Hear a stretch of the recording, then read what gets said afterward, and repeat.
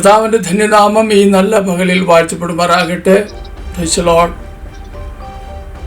ഈ ജോയ്സ് TV എന്ന മാധ്യമത്തിലൂടെ ഞങ്ങളെ ശ്രദ്ധിക്കുന്ന എല്ലാ പ്രിയപ്പെട്ട ദൈവമക്കൾക്കും ക്രിസ്തുയേശുവിൻ്റെ നാമത്തിൽ സ്നേഹവും വന്ദനവും പറയുന്നു. ഇന്ന് ജോയ്സ് TVയോടൊപ്പം ജോയിൻ ചെയ്തിരിക്കുന്ന കർത്താവിൻ്റെ വിലപ്പെട്ട ദാസൻ പാസ്റ്റർ സാബുലാൽ ഫ്രം നെയ്യാറ്റിൻകര. ക്രിസ്തുദാസനെ സ്വാഗതം. എന്തൊക്കെയുണ്ടോ വിശേഷങ്ങൾ? സന്തോഷമായിരിക്കുന്നു. ആട്ടെ, ഞങ്ങളോടൊന്ന് അല്പം മിനിറ്റുകളായിരിക്കുന്നു. ഞങ്ങൾക്ക് സന്തോഷമുണ്ട്. ഒരു അനുഗ്രഹിക്കപ്പെട്ടതായ സാക്ഷ്യമാണ് ഇന്ന് പകലിൽ നാം ശ്രദ്ധിക്കുവാനായിട്ട് പോകുന്നത്. CSA ബാക്ക്ഗ്രൗണ്ടിൽ നിന്ന് ഒരു പ്രത്യേക അനുഭവത്തോടുകൂടി കർത്താവിനെ കണ്ടുമുട്ടുവാനും നെയ്യാറ്റിൻകര പ്രദേശത്ത് കർത്താവിൻ്റെ വേലയോടുള്ള ബന്ധത്തിൽ പ്രിയ കർത്താവിൻ്റെ ദാസനെ ദൈവം ഉപയോഗിച്ചുകൊണ്ടിരിക്കുന്നു. അനുഗ്രഹിക്കപ്പെട്ടതായ ഈ സാക്ഷ്യം കേൾവിക്കാരായ നിങ്ങളുടെ ജീവിതത്തിൽ അനുഗ്രഹവും കർത്താവിനോട് കൂടുതൽ അടുക്കുന്നതിനും കാരണമായി തീരട്ടെ എന്ന് ആത്മാർത്ഥമായി പ്രാർത്ഥിക്കുന്നു. കണ്ണുകളടയ്ക്കാം, ഒരു നിമിഷം ദൈവസന്നിധിയിൽ പ്രാർത്ഥിക്കാം. നിത്യനായ ഞങ്ങളുടെ ദൈവമേ, സ്വർഗസ്ഥനായ ഞങ്ങളുടെ പിതാവേ, നന്ദി നിറഞ്ഞ ഹൃദയത്തോടെ ഞങ്ങളങ്ങ് വാഴ്ത്തുകയും മഹത്വപ്പെടുത്തുകയും ചെയ്യുന്നു. ഒരു നല്ല പകലുകൂടെ അവിടുന്ന് ഞങ്ങൾക്ക് ദാനം നൽകിയല്ലോ. ഈ പകലിൽ കർത്താവിൻ്റെ വിലപ്പെട്ട ദാസനുമായി അവിടുത്തെ പാദപീഠത്തിലായിരിക്കാൻ, അത് പ്രിയപ്പെട്ടവൻ്റെ ആത്മീയ അനുഭവങ്ങളെ ശ്രമിക്കുവാനും ദൈവം ഒരവസരം ഞങ്ങൾക്ക് എല്ലാവർക്കും തന്നതിനായിട്ട് സ്തോത്രം. കർത്താവെ, കേൾവിക്കാരാകുന്ന തൻ്റെ ജനത്തെ കർത്താവിലുള്ള വിശ്വാസവും പ്രത്യാശയും വർദ്ധിപ്പിക്കുവാനും കർത്താവിലേക്ക് കൂടുതൽ അടുക്കുവാനും ഈ സാക്ഷ്യം മുഖാന്തരം ഇടയായി തീരണമേ. കരങ്ങളേൽപ്പിക്കുന്നു, യേശു കർത്താവിൻ്റെ നാമത്തിൽ ചോദിക്കുന്നു, ദയ തോന്നി കേൾക്കുമാറാകണമേ. Amen. Praise the lord. Praise the lord. Hallelujah.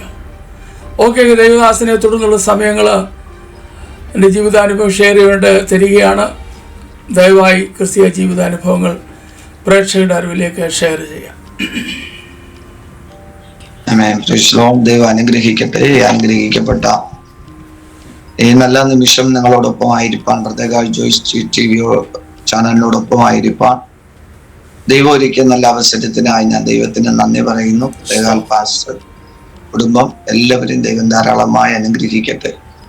പ്രത്യേകിച്ച് ഇന്ന് ഈ ചാനലിലൂടെ എന്നെ ശ്രദ്ധിക്കുന്ന എല്ലാ പ്രിയപ്പെട്ടവർക്കും കർത്താവായ യേശു ക്രിസ്തുവിന്റെ നാമത്തുള്ള സ്നേഹത്തെയും ബഹുമാനത്തെ ഞാൻ അറിയിക്കുന്നു. ഞങ്ങളെല്ലാവരെയും ദൈവം ധാരാളമായി അനുഗ്രഹിക്കുമാറാകട്ടെ എന്ന് ആത്മാർത്ഥമായി പ്രാർത്ഥിക്കുകയാണ്.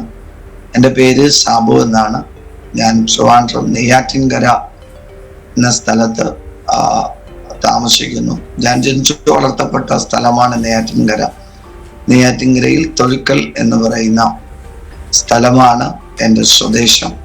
അവിടെയാണ് ഞാൻ ജനിച്ചു വളർത്തപ്പെട്ടത്. ഒരു CSI കുടുംബത്തിൽ, CSI ബാക്ക്ഗ്രൗണ്ടിലാണ് എൻ്റെ മാതാപിതാക്കൾ എന്നെ ജനിച്ചു വളർത്തിയത്. എന്നാൽ ജീവിതാനുഭവങ്ങളിൽ ഞങ്ങളുടെ മാതാപിതാക്കൾക്ക് 4 മക്കളായിരുന്നു. 3 ആണും 1 സഹോദരിയുമാണ് ഞങ്ങൾക്കുള്ളത്. ഞങ്ങൾ 4 പേര്. ഇതിൽ 4ാമത്തെ ആളാണ് ഞാൻ. ആ കുടുംബത്തിൽ ജനിച്ചു വളർത്തപ്പെട്ട സാഹചര്യത്തിലൊക്കെ തന്നെ ജീവിത സാഹചര്യങ്ങൾ ഞങ്ങളുടെ ജീവിതങ്ങളിലൊക്കെ വളരെ ലോകപരമായി ജീവിക്കുന്ന നിലവാരങ്ങളിലൊക്കെ ഞങ്ങൾ മാറി. എൻ്റെ ഒരു ജ്യേഷ്ഠൻ 26ാമത്തെ വയസ്സിൽ ഭൂമിയിൽ നിന്ന് മാറ്റപ്പെടുവാനിടയായി തീർന്നു. എന്നാൽ അതിനുശേഷം എൻ്റെ അമ്മ വളരെ പ്രാർത്ഥിക്കുന്ന ഒരു സ്ത്രീയായിരുന്നു. എല്ലാ ദിവസവും ഞങ്ങളുടെ CSIയിലായിരിക്കുമ്പോൾ തന്നെ ചർച്ചിൽ പോവുകയും ദൈവസന്നിധിയിൽ പ്രാർത്ഥിക്കുകയൊക്കെ എൻ്റെ അമ്മ ചെയ്യുമായിരുന്നു. അവിടുത്തെ സ്ത്രീജന സെക്രട്ടറിയുടെ ലീഡറായിരുന്നു. പ്രാർത്ഥിക്കുകയും ഉപവസിക്കുകയും ചെയ്യുന്ന ഒരു നല്ല പിതാവാണ് എൻ്റെ അമ്മയുടെ പപ്പ എന്ന് പറയുന്നത്. അങ്ങനെ പ്രാർത്ഥിക്കുന്ന ഒരാളായിരുന്നു. എന്നാൽ എൻ്റെ പിതാവ് പള്ളിയിൽ പോകത്തില്ലായിരുന്നു. എൻ്റെ അമ്മയെ വിവാഹം കഴിക്കാൻ മാത്രമേ എൻ്റെ പിതാവ് പള്ളിയിൽ പോയിട്ടുള്ളൂ. ഞങ്ങൾക്ക് CSIയിൽ നിന്നൊരു സ്നാനം തരാൻ പോലും എൻ്റെ പപ്പ പള്ളിയിൽ വന്നിട്ടില്ല. അതുകൊണ്ട് ഞങ്ങൾക്ക് CSIയിൽ നിന്ന് ഞങ്ങൾക്കൊരു ശിശു സ്നാനം ലഭിച്ചിരുന്നില്ല. എൻ്റെ 14ാമത്തെ വയസ്സിലും എൻ്റെ ബാക്കി 3 പേര് എൻ്റെ മുൻപോട്ടുള്ളവരാണ്. എൻ്റെ 14ാമത്തെ വയസ്സിലാണ് ഞങ്ങൾ 4 പേര് ഒരു കുടുംബത്തിൽ നിന്ന് 4 മക്കൾ ഒരുമിച്ച് ഞങ്ങളുടെ സഭയിൽ നിന്ന് സ്നാനപ്പെടുവാനിടയായി തീർന്നത്. അങ്ങനെ ജീവിച്ചിരിക്കുന്ന പശ്ചാത്തലത്തിലൊക്കെ തന്നെ സ്കൂൾ വിദ്യാഭ്യാസമൊക്കെ കറക്റ്റായിട്ടൊന്നും നയിക്കാൻ പറ്റിയില്ല. പപ്പ കുറേ നാൾ വിദേശത്തായിരുന്നു. പപ്പ തികച്ചും ഒരു മദ്യപാനിയായിരുന്നു. എല്ലാ കാര്യങ്ങളും അമ്മ തന്നെ നോക്കി. എന്നാൽ മക്കൾ ഞങ്ങൾ വളർന്നു വരുന്ന സമയത്ത് അമ്മയുടെ നിയന്ത്രണത്തിൽ നിൽക്കാൻ പറ്റാത്ത നിലവാരത്തിൽ വളർന്നു. എൻ്റെ രണ്ട് ജ്യേഷ്ഠന്മാരും സജീവമായ ഒരു രാഷ്ട്രീയ പ്രവർത്തകരായിരുന്നു. രാഷ്ട്രീയ പാർട്ടിക്ക് വേണ്ടി തന്നെ എൻ്റെ മൂത്ത ജ്യേഷ്ഠൻ 26-ാമത്തെ വയസ്സിൽ ഈ ഭൂമിയിൽ നിന്ന് മാറ്റപ്പെട്ടു. തുടർന്ന് എൻ്റെ അമ്മയ്ക്ക് അത് വലിയ ഭാരമായി. അമ്മ പ്രാർത്ഥിക്കാൻ തുടങ്ങി. ഞാൻ എൻ്റെ ഒരു 14 വയസ്സ് മുതൽ ആയോധന കലയിലേക്ക് തിരിഞ്ഞു. 14 വയസ്സ് മുതൽ കളരി പഠിക്കുകയും പിന്നെ കരോട്ട പഠിക്കുകയും കരോട്ടയിൽ തന്നെ സെക്കൻഡ് ആൻഡ് ബ്ലാക്ക് ബെൽറ്റ് എടുത്ത് തേർഡ് ആൻഡിന് വേണ്ടി പ്രാക്ടീസ് ചെയ്യുകയായിരുന്നു. ഏകദേശം ട്രിവാൻഡ്രം ജില്ലയിൽ 10-ലധികം ക്ലാസ്സുകൾ നടത്തുകയും ഇന്ന് എൻ്റെ ആലയമായിരിക്കുന്നിടത്ത് ഏകദേശം 80ഓളം പിള്ളേരെ പഠിപ്പിക്കുകയും ചെയ്യുന്ന ഒരു ഡോജ ഉണ്ടായിരുന്നു. ഇച്ചിരി അമ്മയുടെ പിതാവ് ഒരു വൈദ്യരായിരുന്നു. അങ്ങനെ അപ്പച്ചൻ തലമുറയായി അടുത്ത് പഠിപ്പിച്ചത് എന്നെയായിരുന്നു വൈദ്യമൊക്കെ. അങ്ങനെ വൈദ്യവും ചികിത്സയൊക്കെ ആയിട്ട് ഞാൻ എൻ്റെതായ ഒരു ലോകത്തിൽ വളർന്നു വന്നു. എന്നാൽ ഞാൻ ഒരു ദുശീലങ്ങളിലും അകപ്പെട്ടില്ല. എൻ്റെ ജീവിതത്തിൽ ഒരു ദുശീലങ്ങളിലും അകപ്പെട്ടില്ല. കാരണം എൻ്റെ നല്ല പ്രായത്തിൽ, എനിക്ക് അറിവ് വന്ന പ്രായത്തിൽ തന്നെ ഞാനൊരു കളരി ആയോധന കലയുമായിട്ട്, എൻ്റെ പപ്പായുടെ അനിയൻ ഒരു കളരി ആശാനായിരുന്നു. ഞങ്ങളുടെ രണ്ടുപേരുടെയും വീട് ഒരു മുറ്റമാണ്. അങ്ങനെ എൻ്റെ അറിവ് വെച്ച കാലം മുതൽ ഞാനിത് കണ്ടു വളർന്ന് എൻ്റെ ഒരു 8 വയസ്സിലൊക്കെ തന്നെ ഞാനിതിങ്ങനെ പ്രാക്ടീസ് ചെയ്യാൻ തുടങ്ങി. അങ്ങനെ എനിക്ക് നല്ല ഉപദേശങ്ങൾ അതിനകത്തുനിന്ന് ലഭിച്ചു. ഞാൻ ദുശീലങ്ങളിലൊന്നും അകപ്പെട്ടില്ല. പിന്നെ വളർന്നു വന്നു. ഒരു സജീവമായ രാഷ്ട്രീയ പ്രവർത്തനത്തിലായി. പിന്നെ KNMS എന്ന് പറയുന്ന നാടാർ സംഘടനയിൽ പ്രവർത്തിച്ചു. VSDP എന്ന് പറയുന്ന ഒരു സംഘടനയിൽ പ്രവർത്തിച്ചു. ഇങ്ങനെ സംഘടനകളും രാഷ്ട്രീയങ്ങളുമായിട്ട് ഞാൻ എൻ്റെതായ ലോകത്ത് ജീവിച്ചു വന്നു. എനിക്ക് ഇഷ്ടപ്പെട്ട ദൈവം എന്ന് പറയുന്ന ശ്രീനാരായണ ഗുരുവായിരുന്നു. ഒരു ജാതി, ഒരു മതം, ഒരു ദൈവം എന്ന് പഠിപ്പിച്ച അദ്ദേഹത്തെ ദൈവമായി സ്വീകരിച്ചു. എല്ലാ മാസവും പാവനാശത്ത് അറിവ് വെച്ച നാൾ മുതൽ പോവും. എല്ലാ മാസത്തിലും ഒരു സെക്കൻഡ് ശനിയാഴ്ച പാവനാശം അദ്ദേഹത്തിന്റെ ആശ്രമത്തിൽ ഒരു വൈകുന്നേരം 4-5 മണി വരെ അവിടെ ഉണ്ടായിരിക്കും. അദ്ദേഹത്തിന്റെ തത്വങ്ങളും അവിടുത്തെ പുസ്തകങ്ങളും വായിക്കും. ഏകദേശം കേരളത്തിലെ എല്ലാ ക്ഷേത്രങ്ങളിലും കടന്നുപോയിട്ടുണ്ട്. യേശുവിനെ അങ്ങനെ ഞാൻ വിശ്വസിച്ചിരുന്നില്ല. സമയം കിട്ടിയാൽ അമ്മ വഴക്ക് പറഞ്ഞാൽ പള്ളിയിൽ പോകും. കാണിക്ക ഇടുന്ന സമയം വരെ പള്ളിയിൽ ഉണ്ടാകും. അത് കഴിഞ്ഞാലൊന്നും പള്ളിയിലിരിക്കത്തില്ല. കൂടുതൽ ഹൈന്ദവ പശ്ചാത്തലത്തിൽ അല്ലെങ്കിൽ അങ്ങനെ ഇഷ്ടപ്പെട്ട് തന്നെയാണ് വളർന്നത്. അതുകൊണ്ട് തന്നെ കേരളത്തിലെ എല്ലാ ക്ഷേത്രങ്ങളിലും പോകും. തമിഴ്നാട് മണ്ടയ്ക്കാട് എന്ന് പറയുന്ന ക്ഷേത്രത്തിലേക്ക് ഒരു 3 ദിവസമെങ്കിലും അവിടെ ഉണ്ടാകും. പിന്നെ കുരിശുമല പോകും, കൊച്ചുപള്ളി പോകും. ഇങ്ങനെയുള്ള ലോകപരമായ ആചാരങ്ങളിൽ യാഥാർത്ഥ്യമായ കർത്താവായ യേശുവിൽ വിശ്വസിക്കാതെ ലോകപരമായി ജീവിച്ചു. എന്നാൽ എൻ്റെ ജ്യേഷ്ഠന്റെ മരണത്തോടുകൂടെ തന്നെ എൻ്റെ അമ്മ കർത്താവിനോട് ആത്മാർത്ഥമായി പ്രാർത്ഥിക്കാൻ തുടങ്ങി. പക്ഷെ ഞങ്ങളാരും അമ്മയെ അനുസരിക്കത്തില്ല. അമ്മയെ അനുസരിക്കത്തില്ല എന്ന് പറഞ്ഞാൽ അമ്മയെ വഴക്ക് പറയുകയോ തർക്കിക്കുകയോ ചെയ്യുന്ന ഒരു സ്വഭാവം ഞങ്ങൾക്കില്ല. ഞങ്ങൾ വളരെ മാതാപിതാക്കളെ ബഹുമാനിച്ചിരുന്നു. പപ്പേൻ്റെ പപ്പ മാറ്റപ്പെട്ടിട്ട് ഏകദേശം 5-6 വർഷമാവുന്നു. മദ്യപാനിയാണെങ്കിലും വളരെ മാതാപിതാക്കളെ ബഹുമാനിച്ചു തന്നെയാണ് വളർന്നത്. പക്ഷെ അവരുടെ ഇഷ്ടത്തിന് വളർന്നു വന്നില്ല എന്ന് മാത്രമാണ്. അങ്ങനെ ജീവിച്ചിരിക്കുന്ന സമയത്ത് എൻ്റെ ജ്യേഷ്ഠന്റെ മരണത്തോടുകൂടി എൻ്റെ അമ്മ വളരെ ഭാരത്തോടുകൂടി ദൈവസന്നിധിയിൽ പ്രാർത്ഥിക്കുമായിരുന്നു. അത് അമ്മ എൻ്റെ വീട്ടിൻ്റെ 6ാമതാണ് പള്ളി ഇരിക്കുന്നത്. 5 വീട് കഴിഞ്ഞാൽ പിന്നെ പള്ളിയാണ്. ആ ചർച്ചിൽ പോയിരുന്ന് പ്രാർത്ഥിക്കും. അങ്ങനെ എൻ്റെ അമ്മ ഒരു ദിവസം വളരെ മനോഭാരത്തോടുകൂടെ എൻ്റെ വീട്ടിൻ്റെ തിണ്ണയിൽ, കറക്റ്റ് റോഡ് സൈഡാണ് ഞങ്ങളുടെ വീട്, വീട്ടിൻ്റെ തിണ്ണയിൽ ഇങ്ങനെ വളരെ വിഷമത്തോടിരിക്കുമ്പോൾ അതുവഴി ഒരു പെന്തക്കോസ്റ്റ് പാസ്റ്റർ കടന്നുപോയി. ഞാൻ പെന്തക്കോസ്റ്റ് പാസ്റ്റർമാരെ വീട്ടിൽ കയറ്റാറില്ല. എൻ്റെ വീട്ടിൻ്റെ അടുത്തായിട്ടൊരു സന്യാസി ചർച്ചുണ്ട്. അവിടെ ഒരു അപ്പച്ചനാണ്. അപ്പച്ചൻ്റെ ബഹുമാനമുണ്ട്. അവിടെ ചില കർത്താവിൻ്റെ വേല ചെയ്യുന്ന ദൈവദാസിമാരുണ്ട്. അവർ വിവാഹം കഴിക്കാതെ കർത്താവിൻ്റെ വേലയോടൊരുമിച്ച് അവിടെ ഒരു ആശ്രമം പോലെയാണ്. ഇന്നും അത് അവിടെ നിലനിൽപ്പുണ്ട്. അവിടുന്ന് ചില സഹോദരിമാരോ അമ്മമാരൊക്കെ പ്രാർത്ഥിക്കാൻ വരും. അവരെയൊന്നും അത്ര അംഗീകരിക്കാറില്ല. അവരെ എനിക്ക് പൊതുവെ ഇഷ്ടമില്ല. ഈ ഒരു മാർഗക്കാരെ ഇഷ്ടമില്ലായിരുന്നു. അങ്ങനെ എൻ്റെ അമ്മ അങ്ങനെ ഇരിക്കുന്ന സമയത്ത് യാദർച്ഛികമായിട്ടൊരു ദൈവദാസൻ കടന്നു പോവുകയും എൻ്റെ അമ്മയെ കണ്ട് ആ ദൈവദാസൻ ചില കാര്യങ്ങൾ എൻ്റെ അമ്മയോട് സംസാരിച്ചു. അപ്പോ എൻ്റെ അമ്മയുടെ മനോഭാരത്തിന്റെ വിഷയം ആ ദേവദാസൻ പറഞ്ഞു. എൻ്റെ അമ്മ ദേവദാസനെ വീട്ടിലേക്ക് വിളിച്ചു. ആ ദേവദാസൻ പ്രാർത്ഥിച്ചു. ആ ദേവദാസൻ പ്രാർത്ഥിച്ചിട്ട് എൻ്റെ അമ്മയോട് ദൈവവചനം സംസാരിച്ചു. അപ്പൊ ആധികാരികമായി ഇന്നും എൻ്റെ ചർച്ചിൽ ഏകദേശം സഭാരാധനയ്ക്കൊക്കെ 380 പേർ കൂടുന്നെങ്കിലും ദൈവവചനം എടുക്കാൻ പറഞ്ഞാൽ ഫസ്റ്റിൽ എടുക്കും എൻ്റെ അമ്മ. അത്രയ്ക്കും വചനം അമ്മയ്ക്ക് കറക്റ്റാണ്. ഉൽപ്പത്തി മുതൽ വെളിപ്പാട് വരെയും ഭയങ്കര ഗ്രാഹ്യമാണ്. അപ്പോ അത്രയ്ക്കും വചനം അറിയാവുന്ന അമ്മയോട് ആ ദൈവദാസൻ സുവിശേഷം സംസാരിച്ചപ്പോൾ അമ്മയ്ക്ക് അറിഞ്ഞുകൂടാത്ത കാര്യങ്ങൾ വെളിപ്പെട്ട് വരാൻ തുടങ്ങി, മനസ്സിലാവാൻ തുടങ്ങി. അങ്ങനെ യാഥാർത്ഥ്യമായ സ്നാനം എന്താണെന്ന് ആ ദൈവദാസൻ പറഞ്ഞു. അങ്ങനെ എൻ്റെ അമ്മ സ്നാനത്തിന് സമ്മതിച്ചു. എന്നാൽ എൻ്റെ അമ്മ സ്നാനപ്പെട്ടത് ഞങ്ങൾ ആരും അറിഞ്ഞില്ല. അറിഞ്ഞാൽ നടക്കാത്തത് കൊണ്ട് ആരോടും പറയാതെ ഞങ്ങളിവിടെ കാട്ടാക്കട ഒരു ഡാമുണ്ട്, കള്ളിക്കാട് ഡാം എന്ന് പറയും. ആ ഡാമിൽ കടന്നുപോയി എൻ്റെ അമ്മ യേശു കർത്താവിന് രക്ഷകനായി ജലത്തിൽ മുഴുകി സ്നാനപ്പെടുവാനിടയായി തീർന്നു. സ്നാനപ്പെട്ട് എൻ്റെ അമ്മ ദൈവസന്നിധിയിൽ പ്രാർത്ഥിച്ചു. ഒരു ജ്യേഷ്ഠന്റെ മരണത്തിന് ശേഷം തന്നെ എൻ്റെ തൊട്ട് മുമ്പിലുള്ള ജ്യേഷ്ഠനും രാഷ്ട്രീയ പ്രവർത്തനങ്ങളിലൊക്കെ ഏർപ്പെട്ട് ലോകപ്രകാരം ജീവിക്കുകയായിരുന്നു. അപ്പോൾ ഇനിയുള്ള 2 ആൺമക്കളും കൈവിട്ടു പോകുമെന്നുള്ള പ്രതീക്ഷയിൽ എൻ്റെ അമ്മ ദൈവത്തോട് പ്രാർത്ഥിക്കുമായിരുന്നു. അങ്ങനെ അമ്മ പ്രാർത്ഥിച്ചു വരുന്ന സമയത്ത് തന്നെ എൻ്റെ ജ്യേഷ്ഠന് ചില മാറ്റങ്ങൾ ഉണ്ടായി. എൻ്റെ ജ്യേഷ്ഠൻ യേശു കർത്താവിനെ അറിയുവാൻ ഇടയായി തീർന്നു. അമ്മ സ്വീകരിച്ച മാർഗം എൻ്റെ ജ്യേഷ്ഠൻ സ്വീകരിപ്പാൻ ഇടയായി തീർന്നു. അങ്ങനെ എൻ്റെ ജ്യേഷ്ഠൻ രക്ഷിക്കപ്പെട്ടു. എൻ്റെ ജ്യേഷ്ഠൻ രക്ഷിക്കപ്പെട്ട് എന്നെ ഉപദേശിക്കാൻ പറ്റത്തില്ല ഇവർക്കാർക്കും. അതുകൊണ്ട് ഇവർ വിശ്വാസത്തോടെ ദൈവത്തോട് പ്രാർത്ഥിച്ചു. ഇപ്പൊ എന്നെ കേട്ടുകൊണ്ടിരിക്കുന്ന ദൈവമക്കളോട് എനിക്ക് ഒന്നേ പറയാനുള്ളൂ, പ്രാർത്ഥനയാണ് എന്തിൻ്റെയും പരിഹാരം എന്ന് പറയുന്നത്. ചിലരോടൊക്കെ നമുക്ക് സംസാരിക്കാൻ പറ്റത്തില്ല, ചിലരെ നമുക്ക് ഉപദേശിക്കാൻ പറ്റത്തില്ല. പക്ഷെ പ്രാർത്ഥിച്ചാൽ അവൻ മാറാത്ത ഒന്നുമില്ല എന്നുള്ളതാണ് സത്യം. അത് പ്രാർത്ഥനയാണ് എൻ്റെ ജീവിതത്തെ രൂപാന്തരപ്പെടുത്തുവാൻ ഇടയായി തീർന്നത്. എൻ്റെ അമ്മ ക്ഷമയോടെ പ്രാർത്ഥിക്കും. അങ്ങനെ ഒരു ദിവസം ഞാൻ സെക്കൻഡ് ഷോ സിനിമയ്ക്ക് പോയിട്ട് വന്ന് കിടന്നുറങ്ങുന്ന സമയം എൻ്റെ അമ്മ പ്രാർത്ഥിച്ചു. പിന്നെ എൻ്റെ അമ്മ അന്യഭാഷ പ്രാപിച്ചു.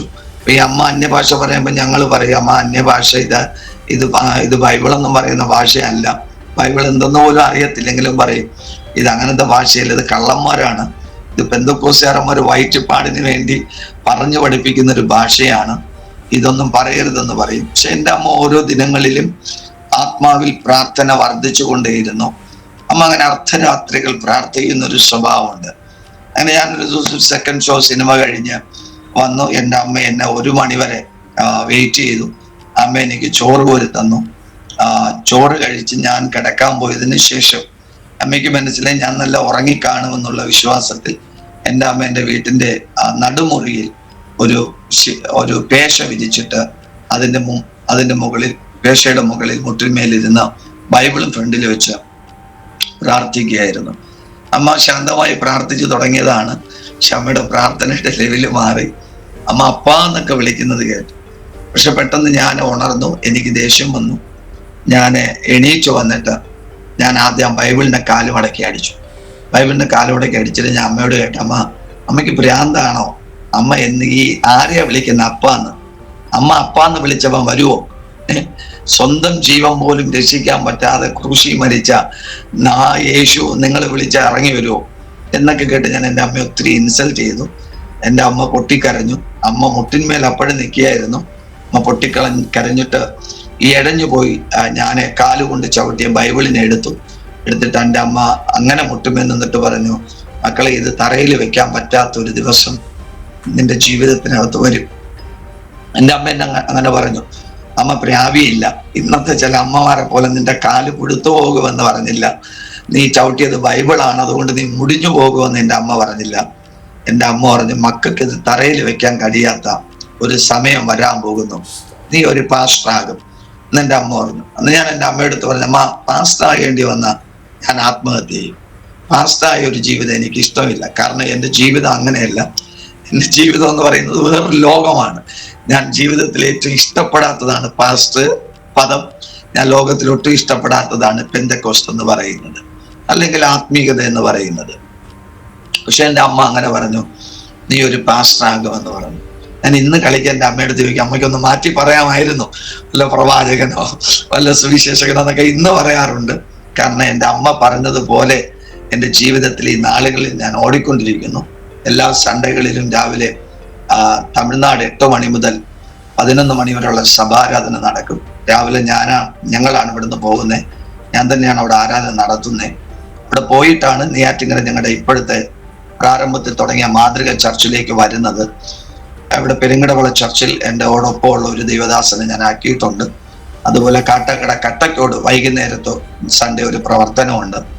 അവിടെയും എല്ലായിടവും ഇങ്ങനെ കടന്നു പോകുന്നു. എല്ലാ ബുധൻ, വേഴം, വെള്ളി, ശനി, ഞായർ സ്വന്തമായിട്ടുള്ള പ്രവർത്തനങ്ങൾ തന്നെ. തിരക്കിട്ടോടുമ്പോൾ ഞാൻ ഇന്ന് എൻ്റെ അമ്മയോട് ചോദിക്കും, അമ്മയ്ക്ക് അന്ന് ആ പദം ഒന്ന് മാറ്റി പറഞ്ഞാൽ മതിയായിരുന്നു. എനിക്കൊന്ന് മനസ്സിലായി, പ്രാർത്ഥിക്കുന്നതരം കൊണ്ട് കൽപ്പിക്കുന്നത് അതുപോലെ സംഭവിക്കുവാൻ ഇടയായി തീരും. ഞാൻ അന്നാ രാത്രി അമ്മയോട് പറഞ്ഞ്, പാസ്റ്റർ ആകേണ്ടി വന്നാൽ ഞാൻ ആത്മഹത്യ ചെയ്യും എന്ന് പറയുവാൻ ഇടയായി തീർന്നു. എൻ്റെ വിവാഹം കഴിഞ്ഞു.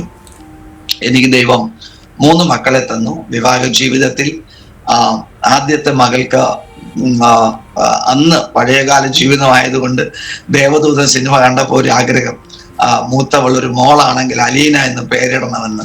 അതൊരു മുസ്ലിം പേരെന്നാണ് പ്രതീക്ഷിച്ചത്. അങ്ങനെ മൂത്തവത് ഒരു മോളെ കിട്ടി, അവൾക്ക് അലീന എന്നിട്ടു. രണ്ടാമത് ദൈവം ഒരു മോളെ തന്നു, അവൾക്ക് അപർണ എന്ന ഹൈന്ദവ പേരിൽ, ഐശ്വര്യമുള്ളവളെന്നാണ് ആ പേരിന്റെ അർത്ഥം, ഹൈന്ദവ പേരാണ്, അപർണ എന്നിട്ടു. മൂന്നാമതൊരു കുഞ്ഞിനെ തന്നു, അത് മോനായിരുന്നു, അവൻ ആൽവിൻ എന്ന പേരിട്ടു. 3 മക്കളെ ദൈവം തന്നു. ഈ 3 മക്കളെയൊക്കെ കിട്ടിയതിന്റെ പിന്നിൽ ഒരുപാട് ചരിത്രങ്ങളുണ്ട്. ഈ 3ാമത്തെ കുഞ്ഞിനെയൊക്കെ ഞാൻ അബോർഷൻ ചെയ്ത് കളയാൻ 3 ഹോസ്പിറ്റലുകൾ എൻ്റെ ഭാര്യയും കൊണ്ടുപോയി. എന്നാൽ ഒരു ഹോസ്പിറ്റല് പൈസ എല്ലാം പറഞ്ഞ് എല്ലാം ക്ലിയർ ചെയ്തിട്ട് ഭാര്യയും കൊണ്ടുപോയി, അവർ ചെയ്തില്ല. ആ 3ാമത്തെ ആ മകനിലൂടെയാണ് ഒരു വിധത്തിൽ യേശുവിനെ അറിയാനുണ്ടായ കാരണം. അവൻ ജനിച്ച് അവൻ്റെ 7ാം മാസത്തിൽ അവന് മെനഞ്ചിറ്റിസ് എന്ന രോഗമുണ്ടായി. ഞങ്ങളുടെ നെയ്യാറ്റിൻകരയിലുള്ള ഹോസ്പിറ്റലിൽ കാണിച്ചു.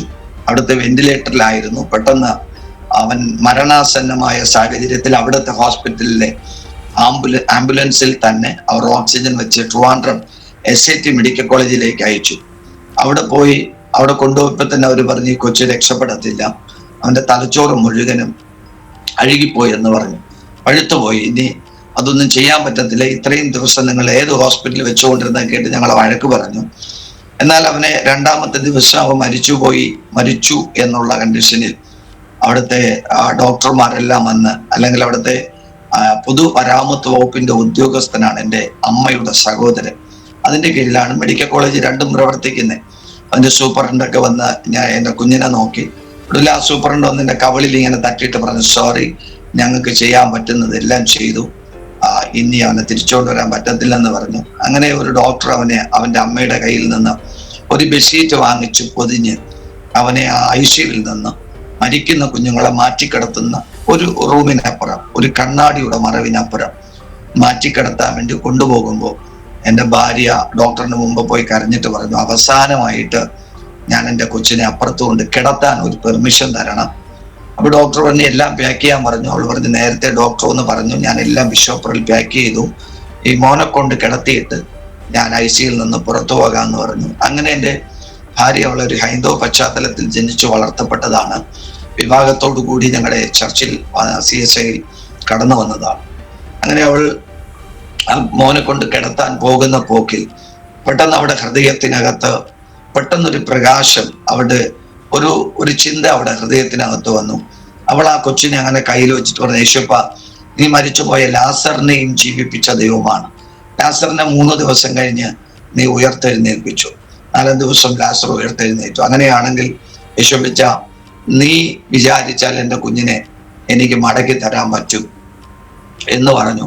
അവൾ പ്രാർത്ഥിച്ച് അവൾ കണ്ണടച്ച് പ്രാർത്ഥിക്കുന്ന സമയത്ത് 7 ദിവസം കൊണ്ട് ചലിക്കാത്ത, 7 ദിവസം കൊണ്ട് അമ്മയുടെ മാറിലെ പാല് പോലും കുടിക്കാത്ത, ഒരു സ്പൂണിൽ പോലും പാല് കൊടുത്താൽ അകത്തോട്ട് പോവാത്ത, തല മുട്ടയടിച്ച് തലയിൽ കൂടി ട്രിപ്പിട്ടിട്ട് പ്രതികരിക്കാത്ത, നട്ടലിൽ കൂടി ട്രിപ്പിട്ടിട്ട് പ്രതികരിക്കാത്ത ഒരു ശവപിണ്ഡം പോലെ കിടന്ന എൻ്റെ കുഞ്ഞ് ആ സെക്കൻഡുകൾ കൊണ്ടുള്ള പ്രാർത്ഥനയിൽ കണ്ണടച്ചു പ്രാർത്ഥിച്ചവളുടെ കവിളിൽ ഒരു ചവിട്ട് പറ്റി കണ്ണു തുറന്നപ്പോ ചലിക്കാത്ത മരിച്ചുപോയി എന്ന് പറഞ്ഞ എൻ്റെ കുഞ്ഞ് അമ്മയുടെ കരത്തിലിരുന്ന് കളിക്കാൻ തുടങ്ങി. അതൊരു ഭയങ്കര അത്ഭുതമായി മാറി. അത് ഹോസ്പിറ്റൽ വലിയൊരു അത്ഭുതമായി മാറി. ഞാൻ ആ സമയം വീട്ടിലായിരുന്നു. കൊച്ചിന്റെ മരണ ഇത് എന്നെ അറിയിക്കാതെ എൻ്റെ വീട്ടിൽ എന്നെ കൊണ്ടുപോകാൻ വേണ്ടി വണ്ടി വന്നു. അങ്ങനെ ഞാൻ ട്രിവാൻഡ്രം SIT മെഡിക്കൽ കോളേജിലെത്തി. വെന്റിലേറ്ററിന്റെ ഫ്രണ്ടിൽ പോയപ്പോൾ എൻ്റെ ജ്യേഷ്ഠൻ എന്നെ കെട്ടിപ്പിടിച്ചിട്ട് പറഞ്ഞു, സാരമില്ല, 2 മക്കളുണ്ടല്ലോ, നമുക്കൊന്നും ചെയ്യാൻ പറ്റൂല എന്ന് പറഞ്ഞു. അങ്ങനെ ഞാൻ എൻ്റെ ജ്യേഷ്ഠന്റെ തോളിൽ കിടന്ന് കരയുന്ന സമയം എൻ്റെ ഭാര്യ ഇറങ്ങി വന്ന് ചോദിക്കുന്നു, എന്തിനു കരയുന്നു, നിങ്ങളൊക്കെ എന്തിനാ കരയുന്നേ, അവ മരിച്ചിട്ടില്ല, ഒരത്ഭുതം നടന്നു എന്ന് പറയുന്നു. അങ്ങനെ അവൾ നടന്ന കാര്യം പറയുന്നു. അവൾ അവിടെ പ്രാർത്ഥിച്ചത് അവളും അവളുടെ ചേട്ടനും ഞാനും ചെയ്തു പോയ എല്ലാ പാപങ്ങളും യേശുപ്പോൾ ക്ഷമിക്കണം, ഞങ്ങളുടെ കുഞ്ഞിനെ ഞങ്ങൾക്ക് മടക്കി തരണമെന്നാണ്. എന്നെ കേൾക്കുന്ന ദൈവമക്കളെ, ഇത് ദൈവത്തിന്റെ വചനത്തിൽ നിന്ന് ഒരുപാട് പുസ്തകം 20-ാം അധ്യായം 3 മുതൽ 5 വരെയുള്ള വാക്യങ്ങൾ പഠിക്കുമ്പോൾ നമുക്കറിയാം. പിതാക്കന്മാരുടെ അകൃത്യം മക്കളുടെ 3-ാമത്തെയും 4-ാമത്തെയും തലമുറ വരെ സന്ദർശിക്കും. എന്നാൽ പിതാക്കന്മാരുടെ നല്ല നടപ്പ് മക്കളുടെ 1000 തലമുറ വരെ അനുഗ്രഹിക്കപ്പെടുമെന്നുള്ള ദൈവത്തിന്റെ വചനത്തിന്റെ നിവർത്തിയാണ് എൻ്റെ ജീവിതത്തിനകത്ത് 2007 സംഭവിച്ചത്. എൻ്റെ കുഞ്ഞിന്റെ ജീവിതത്തിൽ സംഭവിച്ച വിടുതൽ 2007 ആ ഒരൊറ്റ പ്രാർത്ഥനയാണ് എൻ്റെ കൊച്ചിനെ ദൈവം എനിക്ക് മടക്കി തന്നത്. എന്നാൽ മടക്കി തന്നു, ദൈവം അവനെ എനിക്ക് മടക്കി തന്നു. അപ്പോഴെനിക്ക് കുറച്ച് യേശുവിൽ വിശ്വാസമായി. ആരോണ്ട് പറയും പോലെ മുന്തിയ മാനസാന്തരം 3 മാസം എന്ന് പറയുന്നത് പോലെ ഞാൻ മുടങ്ങാതെ എൻ്റെ പാരമ്പര്യ ചർച്ചിൽ പോയി. വേറൊരിടവും ഞാൻ പോകത്തില്ല. പാരമ്പര്യ CSI ചർച്ചിൽ പോയി അല്പം കൂടിയൊക്കെ മാന്യമായിട്ട് ആരാധനയ്ക്കൊക്കെ പങ്കെടുക്കാൻ തുടങ്ങി. പക്ഷെ എൻ്റെ ഫീൽഡ് അനുസരിച്ച് എനിക്ക് അങ്ങനെ പോകാൻ പറ്റത്തില്ല. കാരണം ശനിയാഴ്ച രാത്രി വെളുപ്പിന് 2 മണിക്ക് ഞങ്ങൾ വീട്ടിൽ നിന്നിറങ്ങും. 3 മണിക്ക് ബാലരാമപുരം എന്ന് പറയുന്ന സ്ഥലത്തുനിന്ന് ഞങ്ങളുടെ ക്ലാസ് ആരംഭിക്കും. ക്ലാസ് ആരംഭിച്ചാൽ ഏകദേശം എനിക്ക് തന്നെ 9 ക്ലാസ് അറ്റൻഡ് ചെയ്യണം. കരാട്ടെ ക്ലാസ് എനിക്ക് തന്നെ അറ്റൻഡ് ചെയ്യണം. അത് കഴിഞ്ഞ് ഞങ്ങൾ തിരിച്ച് ഞങ്ങളുടെ ട്രിവാൻഡ്രം ബാലരാമപുരം എന്ന സ്ഥലത്ത് ഒരുമിച്ച് കൂടുമ്പോൾ 12:30 മണിയാകും രാത്രി. അപ്പോൾ ദൈവമായിട്ട് അടുക്കാനോ ആലയത്തിൽ പോകാനോ എനിക്ക് സമയമില്ലായിരുന്നു എൻ്റെ ഫീൽഡ് അനുസരിച്ച്. എങ്കിലും ഞാൻ കുറച്ച് ദിവസമൊക്കെ അഡ്ജസ്റ്റ് ചെയ്ത് പോയി. എന്നിട്ട് വീണ്ടും ഞാൻ പഴയതുപോലെയായി. വീണ്ടും എൻ്റെ കുടുംബ ജീവിതത്തിനകത്താണ് ഞങ്ങൾ ഏറ്റവും കൂടുതൽ ഭാരം അനുഭവിച്ചത്. ഞാൻ വിവാഹം കഴിച്ചത് സ്നേഹിച്ചാണ് കഴിച്ചത്. പക്ഷെ വിവാഹം കഴിച്ചു കൊണ്ടുവന്നപ്പോഴും ഒരു ദേവദാസൻ എൻ്റെ ഭാര്യയോട് പറഞ്ഞു, ചില നാളുകൾ കഴിയുമ്പോൾ നീ ഒരു പെന്തക്കോസ്ത് അനുഭവത്തിലേക്ക് വരും, നിങ്ങൾ കുടുംബമായി യേശുവിനെ ശുശ്രൂഷിക്കുമെന്ന് പറഞ്ഞപ്പോൾ എൻ്റെ ഭാര്യ ആ ദൈവദാസന്റെ മുഖത്ത് നോക്കി പറഞ്ഞു, അങ്ങനെ വന്നാൽ ഞങ്ങൾ ഒരുമിച്ച് ആത്മഹത്യ ചെയ്യും. ഞാൻ എന്താണോ പണ്ട് പറഞ്ഞത് അതെന്റെ ഭാര്യയ്ക്ക് അറിയത്തില്ലായിരുന്നു. പക്ഷെ നാളുകൾ കഴിഞ്ഞ് വിവാഹത്തിന് ശേഷവും നിങ്ങൾ കുടുംബമായി രക്ഷിക്കപ്പെടും, നിങ്ങൾ യേശുവിനെ സേവിക്കുമെന്ന് പറഞ്ഞ സമയത്ത് എൻ്റെ ഭാര്യ പറഞ്ഞത്, ഞങ്ങൾ അങ്ങനെയാണെങ്കിൽ ആത്മഹത്യ ചെയ്യും, ഒരിക്കലും ഞങ്ങൾ CSI എന്ന പാരമ്പര്യം വിട്ട് പുറത്തു വരത്തില്ല എന്നെൻ്റെ ഭാര്യ പറയുവാൻ ഇടയായി തീർന്നു. അന്ന് ആ ദൈവദാസന്റെ മുഖത്ത് നോക്കി തന്നെ എൻ്റെ ഭാര്യ മറുപടി പറഞ്ഞു. എന്നാൽ വിവാഹം കഴിഞ്ഞ് 3 ദിവസം 7 വർഷം സ്നേഹിച്ച് വിവാഹം കഴിച്ചു. 2 വീട്ടുകാരും സമ്മതമല്ലായിരുന്നു. എന്നാൽ നിർബന്ധപൂർവ്വം 2 വീട്ടുകാരും സമ്മതിച്ചു. 5 അച്ഛന്മാരുടെ സാന്നിധ്യത്തിൽ ഞങ്ങളുടെ വിവാഹം നടന്നു. പക്ഷെ ഒന്ന് പറയട്ടെ, 3-ാം ദിവസം മുതൽ ഞങ്ങൾ തമ്മിലടി തുടങ്ങി. എൻ്റെ ഭാര്യ 4 പ്രാവശ്യം ആത്മഹത്യ ചെയ്യാൻ ശ്രമിച്ചു. വിഷം കഴിക്കാൻ, തൂങ്ങിച്ചാവാൻ, ട്രെയിനിന് തല വയ്ക്കാൻ, കിണറ്റിച്ചാണ് 4 പ്രാവശ്യം അവൾ ആത്മഹത്യക്ക് ശ്രമിച്ചു. എന്നാൽ വലിയവനായ ദൈവത്തിന് ഞങ്ങളെ കുറിച്ചൊരു വലിയ പദ്ധതി ഉള്ളത് കൊണ്ട് ദൈവം ഞങ്ങളെ മരണത്തിന് എൻ്റെ ഭാര്യയെ വിട്ടുകൊടുത്തില്ല. ഇന്നും ഞങ്ങൾ ഒരുമിച്ച് കർത്താവിന്റെ വേലയിലായിരിക്കുന്നു. ഞങ്ങൾ സന്തോഷത്തോടു കൂടി ആയിരിക്കുന്നു. 7 വിവാഹം കഴിഞ്ഞ് 4.5 വർഷത്തിനകത്ത് എൻ്റെ ഭാര്യ എന്നെ കളഞ്ഞിട്ട് പോയ എല്ലാ സന്ദർഭങ്ങളും പറഞ്ഞാൽ എണ്ണ ഒതുങ്ങത്തില്ല. പക്ഷെ വളരെ സീരിയസ് ആയിട്ട് ഇനി ഇങ്ങനെ ഒരു മനുഷ്യനുമായിട്ട് ജീവിതം വേണ്ട എന്ന് പറഞ്ഞു പോയത് 52 പ്രാവശ്യമാണ്. 4.5 വർഷത്തിനകത്ത് 52 പ്രാവശ്യം ഇനി ഇങ്ങനെ ഒരു ദുഷ്ടനുമായിട്ടൊരു ജീവിതം വേണ്ട എന്ന് പറഞ്ഞ് എൻ്റെ ഭാര്യ എന്നെ വിട്ടുപോയി. 5 അച്ഛന്മാർ 5 അച്ഛന്മാർ ചേർന്ന് നടത്തിയ വിവാഹമാണ്. ഒടുവിൽ ഒത്തുതീർപ്പിന് ബാർബർ വരെ ഇടപെടുവാനിടയായി തീർന്നു. അത്രയ്ക്കും പരാജയപ്പെട്ടു പക്ഷേ ഞങ്ങളുടെ കുടുംബജീവിതത്തിന്റെ അവസ്ഥയൊക്കെ ദൈവം മാറ്റി. ഇന്ന് അനവധി കുടുംബങ്ങളെ കൗൺസിലിംഗ് കൊടുക്കാനും അനവധി കുടുംബങ്ങൾക്ക് വേണ്ടി പ്രാർത്ഥിക്കുവാനും ഡൈവോഴ്സിന്റെ വക്ക് വരെ കോടതി വിധി ആയതുവരെ ചില നിമിഷങ്ങൾ അവരുമായിട്ട് ഷെയർ ചെയ്ത് ഇന്നും സന്തോഷത്തോടെ ജീവിക്കുന്ന എല്ലാ ബാക്ക്ഗ്രൗണ്ടിലും, ക്രിസ്ത്യനിലും ഹിന്ദുവിലും മുസ്ലിമിലും വരെ എല്ലാ ബാക്ക്ഗ്രൗണ്ടിലും സന്തോഷത്തോടെ ജീവിക്കുന്ന ഫാമിലിമാരുണ്ട്. അതെല്ലാം ഞങ്ങൾ കഴിഞ്ഞ കാലം മോശ അനുഭവിച്ചതുപോലൊരു പാഠം ഞങ്ങൾക്കൊരു പാഠം ഉണ്ടായിരുന്നു. ആ ജീവിതമൊക്കെ അനുഭവങ്ങൾ ഞങ്ങളെ പുതിയൊരു കൃപയിലേക്ക് നടത്താൻ ഇടയായി തീർന്നു. ഞങ്ങളുടെ കുടുംബജീവിതം വളരെ പരാജയപ്പെട്ടതായിരുന്നു. ഒരിക്കൽ പോലും ഞങ്ങൾ ഒരുമിച്ച് ജീവിക്കാൻ ആഗ്രഹിച്ചില്ല. എൻ്റെ ഭാര്യയെ ഞാൻ ഒരിക്കൽ ഒരു വലിയ മഴയത്ത്, ഭയങ്കര വെള്ളപ്പൊക്കമുള്ള ഒരു സമയത്ത് ഒരാറ്റിനകത്ത് തള്ളിയിട്ട് കൊല്ലാൻ വേണ്ടി ശ്രമിച്ചു. ഇങ്ങനെയൊക്കെ എങ്ങനെയെങ്കിലും അവളെ കൊല്ലണം, ഇനി ഒരു കുടുംബജീവിതം വേണ്ട എന്ന് പറഞ്ഞ് ഞങ്ങൾ ഒത്തിരി അനുഭവിച്ചു. എല്ലാ ദിവസവും ഞാൻ എൻ്റെ ഭാര്യയെ മർദ്ദിക്കും. നിങ്ങൾ ശ്രദ്ധിച്ച് കേൾക്കണം, ഞാൻ മദ്യപിച്ചിട്ടില്ല, പുക വലിച്ചിട്ടില്ല, ഒരു മൂക്കുപൊടി പോലും വെക്കുന്ന ഒരു ദുശീലം എനിക്കില്ല. പക്ഷെ ഞാനും എൻ്റെ ഭാര്യയും തമ്മിൽ വിവാഹം കഴിഞ്ഞതിന് ശേഷം മുഖത്തോട് മുഖം നോക്കിയ ഞങ്ങൾ ശത്രുക്കളാണ്. ഞങ്ങൾ അടിക്കും. ഞാൻ എൻ്റെ ഭാര്യയെ മൃഗീയമായി ഉപദ്രവിക്കും. 3 കുഞ്ഞുങ്ങൾ ലഭിച്ചതിന് ശേഷം എൻ്റെ കുടുംബ വീട്ടിൽ നിന്ന് എൻ്റെ പപ്പ എന്നെ ഇറക്കി വിട്ടു. നീ ഇവിടെ ഇട്ട് അവളെ അടിച്ചു കൊന്നാൽ എനിക്ക് ജയിലിൽ പോകാൻ പറ്റത്തില്ലെന്ന് ഇറക്കി വിട്ടതാണ്. പക്ഷെ ഇറങ്ങിപ്പോയി ഞാൻ എൻ്റെ കുടുംബ വീട്ടിൽ നിന്ന് ഞങ്ങളുടെ തന്നെ വസ്തുവിൽ ഏകദേശം ഒരു 100 മീറ്ററിനപ്പുറത്ത് ഞാനൊരു ഒരു കൂര വെച്ച് ഒരു റൂം വെച്ച് താമസിച്ചു.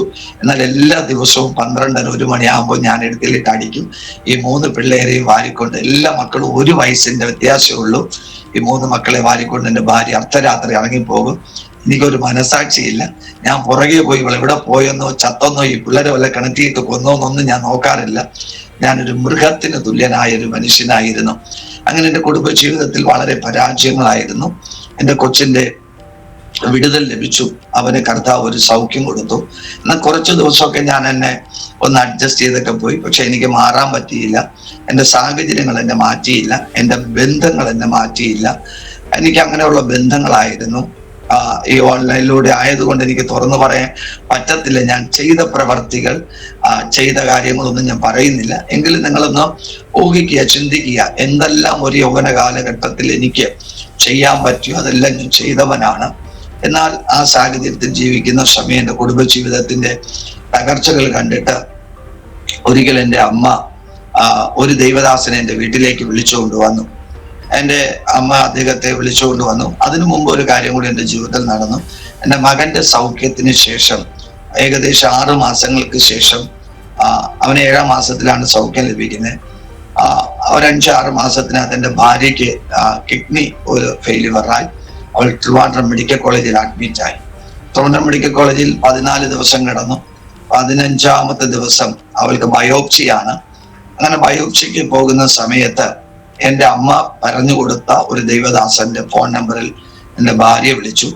അദ്ദേഹം അവൾക്ക് വേണ്ടി പ്രാർത്ഥിച്ചിട്ട് അദ്ദേഹം ഫോണിലൂടെ പറഞ്ഞു, യേശു കർത്താവ് എന്നോട് പറയുന്നു, നിനക്ക് ബയോപ്സി ചെയ്യേണ്ടി വരത്തില്ല, നിന്നെ തിയേറ്ററിൽ കയറ്റും, എന്നിട്ട് നിന്നെ സർജറി ബയോപ്സി ചെയ്യാതെ ഇറക്കി വിടും. എൻ്റെ ഭാര്യ ഇത് കേട്ട് സന്തോഷത്തോടെ ഈ മൃഗമായ എൻ്റെ അടുത്ത് ഓടി വന്ന് പറയാണ്, എനിക്ക് ബയോപ്സി ചെയ്യത്തില്ല. ഞങ്ങൾക്ക് ആരാ പറഞ്ഞ് ഇന്നലെ 4 മണിക്കാണ് നിനക്ക് ബയോപ്സി ചെയ്യണമെന്ന് ഡോക്ടർമാർ ഫിക്സ് ചെയ്തത്. അപ്പൊ നിന്റെ അടുത്ത് ആരാ പറഞ്ഞു? അത് ഞാൻ ആ പാസ്റ്ററിനെ വിളിച്ചു. പാസ്റ്റർ പറഞ്ഞു, ഞാൻ പറഞ്ഞു നിന്റെ അടുത്ത് പറഞ്ഞ പാസ്റ്ററിനും ഭ്രാന്ത്, അവൻ പറഞ്ഞത് കേട്ട് വിശ്വസിച്ച നിനക്കും ഭ്രാന്ത്. ഞാൻ പറഞ്ഞു, എടി ഡോക്ടറിനേക്കാൾ വലുത് ഇവിടെ ആരുമില്ല, അവന് വട്ടാണ്, നീ പോയാ ഡോക്ടർ പറഞ്ഞതുപോലെ പോകാൻ പറഞ്ഞു. എൻ്റെ ഭാര്യ അവർ തിയേറ്ററിലേക്ക് കൊണ്ടുപോയി. എൻ്റെ ഭാര്യ എൻ്റെ ആശുപത്രിയിലാണ്, ട്രിവാൻഡ്രം മെഡിക്കൽ കോളേജിൽ നടക്കുന്ന കാര്യമാണ്. എൻ്റെ ഭാര്യയോട് ഞാൻ ഇങ്ങനെ പ്രതികരിച്ചപ്പോൾ എൻ്റെ ഭാര്യ പൊട്ടിക്കരഞ്ഞു. എൻ്റെ അമ്മ അവിടെ ഉണ്ടായിരുന്നു. എൻ്റെ അമ്മ എൻ്റെ ചുവട്ടിൽ അടിച്ചിട്ട് പറഞ്ഞത്, വീട്ടിൽ ഒരു നുള്ള സമാധാനം നീ അവൾക്ക് കൊടുക്കത്തില്ല, അവളൊരു രോഗിയാണ്, ഇവിടെ പോലും ഒരു ആശ്വാസ വാക്ക് പറയാൻ നിനക്ക് പറ്റിയില്ല എന്ന് പറഞ്ഞ് എൻ്റെ അമ്മ എന്നെ വഴക്ക് പറഞ്ഞു. പക്ഷെ എൻ്റെ ഭാര്യ ഒന്ന് പറഞ്ഞു, ചേട്ടൻ നോക്കിക്കോ, എൻ്റെ യേശു അത്ഭുതങ്ങളെ ചെയ്യും. എൻ്റെ ജിത്തുവിനെ, എൻ്റെ മകന്റെ പേര് ജിത്തു എന്നാണ്, എൻ്റെ ജിത്തുവിനെ വിടിവിച്ച ദൈവം എന്നെയും വിടിവിക്കും എന്ന് പറഞ്ഞ് എൻ്റെ ഭാര്യ തിയേറ്ററിലേക്ക് അവളെ പേര് വിളിച്ചു. അവൾ കയറിപ്പോയി. എന്നാൽ അവൾ കയറിപ്പോയി ഒരു 5-6 മിനിറ്റ് കഴിഞ്ഞപ്പോൾ ഒരു സിസ്റ്റർ ഇറങ്ങിയിട്ട് വിളിക്കുന്നു, ഉഷായുടെ കൂടെയുള്ള ആരുണ്ടെന്ന് കേൾക്കുന്നു. ഉഷയുടെ അമ്മ ഓടിപ്പോകുന്നു. ഞാനുണ്ട്. സിസ്റ്റർ കേൾക്കുന്ന ആരാണ്? അത് ഉഷയുടെ അമ്മയെന്ന് പറയുന്നു. അപ്പൊ സിസ്റ്റർ വീണ്ടും ചോദിക്കുന്നു, ഇനി ആരുണ്ടെന്ന് ചോദിക്കുന്നു. എന്റെ അമ്മ ഓടിപ്പോകുന്നു. അമ്മ പോയപ്പോ കേട്ട ആരാണെന്ന് കേട്ടു. അവിടെ ഹസ്ബൻഡിന്റെ അമ്മയാണെന്ന് പറയുന്നു. സിസ്റ്റർ വീണ്ടും കേൾക്കുന്നു, ഇനി ആരുണ്ടെന്ന് കേൾക്കുന്നു. അപ്പൊ എന്റെ അമ്മ പറഞ്ഞു, അതോ അവളുടെ ഭർത്താവുണ്ട്. അപ്പൊ സിസ്റ്റർ കേട്ടവിടെ. അപ്പൊ അമ്മ പറഞ്ഞു, ദോ നിൽക്കുന്നെന്ന് പറഞ്ഞു. അപ്പൊ സിസ്റ്റർ ഒന്ന് വിളിക്കാൻ പറഞ്ഞു. എന്നെ വിളിപ്പിച്ചു. എന്നെ അകത്ത് കയറ്റിയപ്പോ അന്നൊരു ബ്രാഹ്മണ ഡോക്ടറാണ് എന്റെ ഭാര്യയെ ചികിത്സിച്ചത്. ആ ഡോക്ടർ എന്റെ ഭാര്യയ്ക്ക് ബയോപ്സിക്ക് ധരിച്ച ആ പച്ച അതൊക്കെ മാറ്റിയിട്ട് അവളുടെ കവിളിൽ ഇങ്ങനെ തട്ടിയിട്ട് പറഞ്ഞു, ഞാനാണ് നിനക്ക് ഇന്നലെ 4 മണിക്ക് ബയോപ്സി ഫിക്സ് ചെയ്തത്. നീ ഒരു ചെറുപ്പക്കാരി ആയതുകൊണ്ട് മാക്സിമം ചെയ്യാതിരിക്കാൻ ശ്രമിച്ചു. എന്നാൽ നിന്റെ കിഡ്നിയുടെ പ്രോട്ടീൻ വളരെ താഴെയാണ്. ഇങ്ങനെ പോയാൽ നീ ഒരു 3 വർഷം കഴിയുമ്പോൾ നിന്റെ കിഡ്നി പൂർണ്ണമായി ഫെയിലിയർ ആവും. അതുകൊണ്ട് ഞാനാണ് ഫിക്സ് ചെയ്തത്. പക്ഷെ ഇപ്പോ നിന്നെ ഞാൻ ഡിസ്ചാർജ് ചെയ്യുന്നു. അതേ തിയേറ്ററിനകത്ത് വെച്ച് എന്റെ ഭാര്യയെ ആ ഡോക്ടർ ഡിസ്ചാർജ് ചെയ്തു. എനിക്ക് ആ ഭാഗം പിന്നീട് ഞാൻ പഠിച്ചപ്പോൾ എനിക്ക് മനസ്സിലായി. കൃത്യമായി യേശുവിനെ നോക്കി വിളിക്കാൻ, യേശുവെ ദാവീദ് പുത്ര എന്നോട് കരുണ തോന്നണമേ. യേശു അങ്ങ് ആ വിളി കേട്ടിട്ട് നടന്നു. പക്ഷേ വീണ്ടും കൃത്യമായി അത്യുച്ചത്തിൽ വിളിക്കാനിടയായി തീർന്നു. മുന്നടക്കുന്നവർ അവനെ ശാസിച്ചു എന്ന വാക്യം പറയുന്നു. യേശു നിന്നു, അവനെ വിളിപ്പീൻ എന്ന് പറഞ്ഞു. ഞങ്ങളൊക്കെ പാസ്റ്റർമാരൊക്കെ പ്രസംഗം ഇങ്ങനെ പറയാറുണ്ടല്ലേ. ഞങ്ങളങ്ങനെ ചിന്തിക്കുന്നു, ആരാണോ മിണ്ടാതിരിയടാ എന്ന് പറഞ്ഞത് അവനെ വിട്ടായിരിക്കും വിളിപ്പിച്ച്. അതുപോലെ ഞാൻ എൻ്റെ ഭാര്യയോട് പറഞ്ഞു, ഇല്ല, നിനക്ക് വേണ്ടി പ്രാർത്ഥിച്ച പാസ്റ്ററിന് ഭ്രാന്താണ്, അങ്ങനെ ചെയ്യാം. പക്ഷെ എൻ്റെ അമ്മയുണ്ടായിരുന്നു, അവളുടെ അമ്മയും അച്ഛനും ഉണ്ടായിരുന്നു. ഇവരെ ആരെയും വിളിക്കാതെ ആ സിസ്റ്റർ ദൂരത്ത് നിന്ന വേറെ ആരുണ്ടെന്ന് ചോദിച്ചിട്ട് വിളിച്ചതുപോലെ എന്നെ വിളിച്ചു. അകത്ത് കയറിയപ്പോ ഡോക്ടർ എന്നോടാണ് പറഞ്ഞത്, നിങ്ങളുടെ ദൈവം ആരാണെന്ന് എനിക്കറിയത്തില്ല, പക്ഷേ ഞാൻ ഇവളെ ഡിസ്ചാർജ് ചെയ്യുകയാണ്. 2007 എന്റെ ഭാര്യയ്ക്ക് രോഗം സംഭവിച്ചത്. എന്നാൽ എന്റെ ഭാര്യ അന്ന് വിടുവിക്കപ്പെട്ടു. ഡോക്ടർ പറഞ്ഞത് 1 വർഷം മെഡിസിൻ കഴിക്കണമെന്നാണ്. പക്ഷെ കൃപയാൽ ആ ഹോസ്പിറ്റലിൽ നിന്ന് ഡിസ്ചാർജായി വന്ന ഒരു ഫാസ്റ്റിംഗ് പ്രയറിന് പങ്കെടുക്കുന്ന സമയം ദൈവത്തിന്റെ ആത്മാവ് ഇടപെട്ടു. ഇനി ഗുളിക വിഴുങ്ങണ്ട എന്ന് പറഞ്ഞു. ഹോസ്പിറ്റലിൽ നിന്ന് ഒരാഴ്ചയല്ലാതെ ഗുളിക വിഴുങ്ങേണ്ടി വന്നില്ല. എന്നാൽ 2007 മുതൽ ഈ 2025 വരെ ആ രോഗത്തിന് ഒരു മെഡിസിൻ പോലും കഴിക്കാതെ പൂർണ്ണ ആരോഗ്യവതിയായി കർത്താവിന്റെ രാജ്യത്തിന് വേണ്ടി ഓടാൻ ദൈവന്റെ ഭാര്യ ഇന്നും ആരോഗ്യത്തോടെ വെച്ചിരിക്കുന്നു. നമ്മുടെ ദൈവം എത്രയും വലിയവനാണല്ലേ. ഹല്ലേലൂയ. അങ്ങനെ പോകുന്ന സമയത്ത് വീണ്ടും ഞാൻ ലോകപരമായി ജീവിച്ചു. എനിക്ക് ചികിത്സയുണ്ട്, എനിക്ക് തടവുണ്ട്. അങ്ങനെ ലോകപരമായി ജീവിച്ചു. എൻ്റെ ദേശത്തിന് മാറ്റമില്ല, എൻ്റെ സ്വഭാവങ്ങൾക്കൊന്നും ഒരു മാറ്റമില്ല. എൻ്റെ ഭാര്യയുടെ ഉള്ളിൽ ഭയങ്കര വിശ്വാസം വർദ്ധിച്ചു. എൻ്റെ ഭാര്യ വിശ്വാസത്തിൽ വർദ്ധിച്ചു വരുന്നു. അവൾ ക്രമേണ ഒരു ഞായറാഴ്ച CSI പള്ളിയിൽ പോയിട്ട്, അല്ലാതെ പോവാൻ ഞാൻ പെർമിഷൻ കൊടുത്തിട്ടില്ല. CSI പള്ളിയിൽ പോയിട്ട് എൻ്റെ അമ്മയുടെ കൂടെ എൻ്റെ ഭാര്യയ്ക്ക് വേണ്ടി പ്രാർത്ഥിച്ച പാസ്റ്റർ നടത്തുന്ന ഒരു വൈകുന്നേരം 4 മണിക്കുള്ള ആരാധനയ്ക്ക് എൻ്റെ ഭാര്യ കടന്നുപോയി. അങ്ങനെ കടന്നുപോയി എൻ്റെ ഭാര്യ ആ പാസ്റ്ററുമായിട്ട് എന്നെ കുറിച്ചൊക്കെ സംസാരിച്ചു. അങ്ങനെ ഇവര് ഒരു വാടക കൊലയാളിയെ കൊണ്ടുവരും പോലെ എൻ്റെ അടുത്ത് സംസാരിക്കാൻ വേണ്ടി ആ പാസ്റ്ററിനെ കൊണ്ടുവരികയാണ്. അപ്പോൾ എന്നെ കുറിച്ചെല്ലാം അവർ പറഞ്ഞു കൊടുത്തിട്ട് കൊണ്ടുവരും. ഞാൻ ഒറ്റ തീരുമാനമേ ഉള്ളൂ, പെന്തക്കോസ്തുകാരനെ എൻ്റെ വീട്ടിൽ കയറ്റത്തില്ല, ഇതാണ് എൻ്റെ കണ്ടീഷൻ. അതുകൊണ്ട് കുറച്ച് കാര്യങ്ങളൊക്കെ ആ പാസ്റ്ററിനോട് പറഞ്ഞു കൊടുത്തിട്ട് തന്നെയാണ് എൻ്റെ ഭാര്യ അമ്മയും കൂടി ആ പാസ്റ്ററിനെ കൊണ്ടുവന്നത്. ഒന്നും അറിയാത്ത പോലെ എൻ്റെ ഭാര്യ അഭിനയിച്ചു നിന്നു. എൻ്റെ അമ്മ വിളിച്ചോണ്ട് വന്നു. പാസ്റ്ററിനോട് സംസാരിച്ചു. ഞാനും അദ്ദേഹത്തെ ബഹുമാനിച്ചു. ചെറുപ്പക്കാരനാണ്. അന്ന് എനിക്ക് 33 വയസ്സുണ്ട്, 32.5 വയസ്സുണ്ട്. അദ്ദേഹം എൻ്റെ വീട്ടിൽ വന്നു. ആദ്യം കാര്യങ്ങളൊക്കെ അന്വേഷിച്ചു. എന്നിട്ട് എൻ്റെ അടുത്ത് അദ്ദേഹം പറഞ്ഞു, സാബു ബ്രദർ മാറണം, ഞങ്ങട്ട് മാറണ്ട, ഇതൊക്കെ അല്ലേ ഇനി എന്ത് മാറായിരിക്കുന്നു കേട്ടപ്പോ അദ്ദേഹം പറഞ്ഞില്ല, മരണാനന്തരം ഒരു സ്വർഗമുണ്ട്, നരകമുണ്ട്. പക്ഷെ ഈ വാക്ക് എന്നെ വല്ലാണ്ട് കോപിപ്പിച്ചു. എനിക്ക് ഭയങ്കര ദേഷ്യമുണ്ടായി. പെട്ടെന്ന് ഞാൻ ഇരിക്കുന്നിടത്ത് ചാടി എണീറ്റിട്ട് പറഞ്ഞടാ, നീ ചത്താലും ഞാൻ ചത്താലും ഇവിടെ 10 ചവിട്ടി കീറിയിട്ട് ചാവും. അതുകൊണ്ട് നീ സ്വർഗവും നരകവും പറയണ്ട, നീ ഞങ്ങളുടെ പള്ളിയിലോട്ട് വാ, അവിടെ അച്ഛന്മാര് സ്വർഗവും നരകവും പറഞ്ഞ് പേടിപ്പിക്കുന്നില്ലല്ലോ, നീയൊക്കെ മാത്രമല്ലേ സ്വർഗവും നരകവും പറയുന്നേ എന്ന് പറഞ്ഞു. എൻ്റെ കട്ടിലിൻ്റെ അടിയിൽ എപ്പോഴും 2 വാളുണ്ടാവും. ഞാൻ പറഞ്ഞു, പിച്ചാന്തി എടുത്താൽ നിന്റെ കാല് ഞാൻ വിട്ടു. ഇനി മേലിൽ എന്റെ വീട്ടുനടയിൽ കയറരുതെന്ന് പറഞ്ഞിട്ട്, നീ ഇനി മേലിൽ ഒരിടത്തും പോയി സ്വർഗം ഉണ്ടെന്ന് പറയരുതെന്ന് പറഞ്ഞിട്ട് ഞാൻ ആ പാസ്റ്ററിനെ വഴക്ക് പറഞ്ഞു. എന്റെ വീട്ടിൽ നിന്ന് ആ പാസ്റ്ററിനെ ഞാൻ ഇറക്കി വിട്ടു. അദ്ദേഹം എന്റെ വീട്ടിൽ നിന്നിറങ്ങി, പടിയിൽ നിന്നിറങ്ങി താഴെ മുറ്റത്ത് നിന്നിട്ട് ഒത്തിരി കരഞ്ഞിട്ട് പറഞ്ഞു, എന്റെ ജീവിതത്തിൽ കർത്താവിന്റെ വേല ചെയ്തിട്ട് ഒത്തിരി വർഷമായി, പക്ഷെ എന്നെ ഇങ്ങനെ ആരും ഇൻസൾട്ട് ചെയ്തിട്ടില്ല എന്ന് പറഞ്ഞു. റിപ്പോർട്ടാന്ന് പറഞ്ഞു. അദ്ദേഹം എന്റെ വീട്ടിൽ നിന്ന് അദ്ദേഹം പോയി. അദ്ദേഹം പോയിട്ട് അദ്ദേഹം പറയുന്ന കാര്യങ്ങളാണ് കുറച്ചറിയാവുന്നത്. അദ്ദേഹം വീട്ടിൽ പോയിട്ട് ആദ്യം തീരുമാനം എടുത്തത്, ഇനി മരണം വരെ ഞാൻ എന്ന ഒരു വ്യക്തിയുമായിട്ട് ഒരു ബന്ധമില്ല, ഇങ്ങനെ ഒരു മനുഷ്യന്റെ അടുത്ത് ഇനി പോവത്തില്ല, ഇനി ദൈവം എന്നെ ഇങ്ങനെ അയക്കരുത് എന്നൊക്കെ അദ്ദേഹം ദൈവത്തോട് കുറെ പരിഭവങ്ങളൊക്കെ പറഞ്ഞു. ദൈവസന്നിധിയിൽ അദ്ദേഹം വീട്ടിൽ പോയി ഒത്തിരി കരഞ്ഞിട്ട് അദ്ദേഹം ഇങ്ങനെ കട്ടിലിൽ കയറി കിടന്ന സമയത്ത് അദ്ദേഹത്തിനോട് പരിശുദ്ധാത്മാവ് സംസാരിക്കാൻ തുടങ്ങി. പരിശുദ്ധാത്മാവ് പറഞ്ഞ് എണീറ്റിരുന്ന് പ്രാർത്ഥിക്കാൻ പറഞ്ഞു. അദ്ദേഹം പറഞ്ഞു, എനിക്ക് വയ്യ, ഞാൻ മാനസികമായിട്ട് വളരെ വേദനയിലാണെന്ന് പറഞ്ഞു. എന്റെ ജീവിതത്തിൽ ഇന്ന് വരെ ഇല്ലാത്ത വേദനയാണെന്ന് പറഞ്ഞു. പരിശുദ്ധാത്മാവ് പറഞ്ഞില്ല, എണീറ്റിരുന്ന് പ്രാർത്ഥിക്കാൻ പറഞ്ഞു. അപ്പൊ കേട്ട് എന്തിനു നേട്ടു? പ്രാർത്ഥിക്കാൻ പറഞ്ഞു. പ്രാർത്ഥിക്കുന്ന സമയത്ത് അദ്ദേഹത്തോട് പരിശുദ്ധാത്മാവ് ബുക്കും പേപ്പറും എടുത്ത് വെക്കാൻ പറഞ്ഞു. അദ്ദേഹം എടുത്തു വെച്ചു. ആദ്യം എഴുതാൻ പറഞ്ഞു, നീ പോവത്തില്ല എന്ന് പറയുന്ന വീട്ടിൽ നീ ഇനിയും പോകും, നീ ഇനി ഒരിക്കലും മിണ്ടത്തില്ലെന്ന് പറഞ്ഞവന്റെ അടുത്ത് നീ ഇനിയും മിണ്ടും. എന്നിട്ട് ദൈവം പറഞ്ഞു, നീ അവനെ വിളിക്കണം. അവനെ വിളിച്ചിട്ട് ഞാൻ പറയുന്ന ആലോചന അവനോട് പറയണം. 45 ദിവസം ഞാൻ അവന് സമയം കൊടുക്കും. 45 ദിവസത്തിനകത്ത് അവനെ എനിക്ക് വേണം. അവനെ എനിക്ക് കിട്ടാൻ വേണ്ടിയിട്ടാണ് വെന്റിലേറ്ററിൽ കിടന്ന അവന്റെ മകനെ ഞാൻ മരിച്ചുപോയവനെ ജീവിപ്പിച്ചവന് കൊടുത്തത്. അവനെ എനിക്ക് കിട്ടാൻ വേണ്ടിയിട്ടാണ് ഓപ്പറേഷൻ ചെയ്യാൻ അവന്റെ ഭാര്യയെ ഞാൻ സൗഖ്യമാക്കി കൊടുത്തത്. എനിക്ക് അവനെ ആവശ്യമുണ്ട്, പക്ഷെ അത് അവൻ അറിയത്തില്ല. നീ അവനോട് പറയണം, നിന്നെ എനിക്ക് ആവശ്യമുണ്ടെന്ന് പറയണം. അവൻ കേട്ടില്ല, അനുസരിച്ചില്ല എങ്കിൽ 45 ദിവസത്തിനകത്ത് 45 ദിവസം തികയുമ്പോൾ ഏത് വെന്റിലേറ്ററിൽ നിന്നാണോ അവന്റെ മകനെ ഞാൻ പുറത്തു കൊണ്ടുവന്നത്, അതേ വെന്റിലേറ്ററിൽ അവന്റെ മകൻ കിടക്കും എന്ന് പറയാൻ പറഞ്ഞു.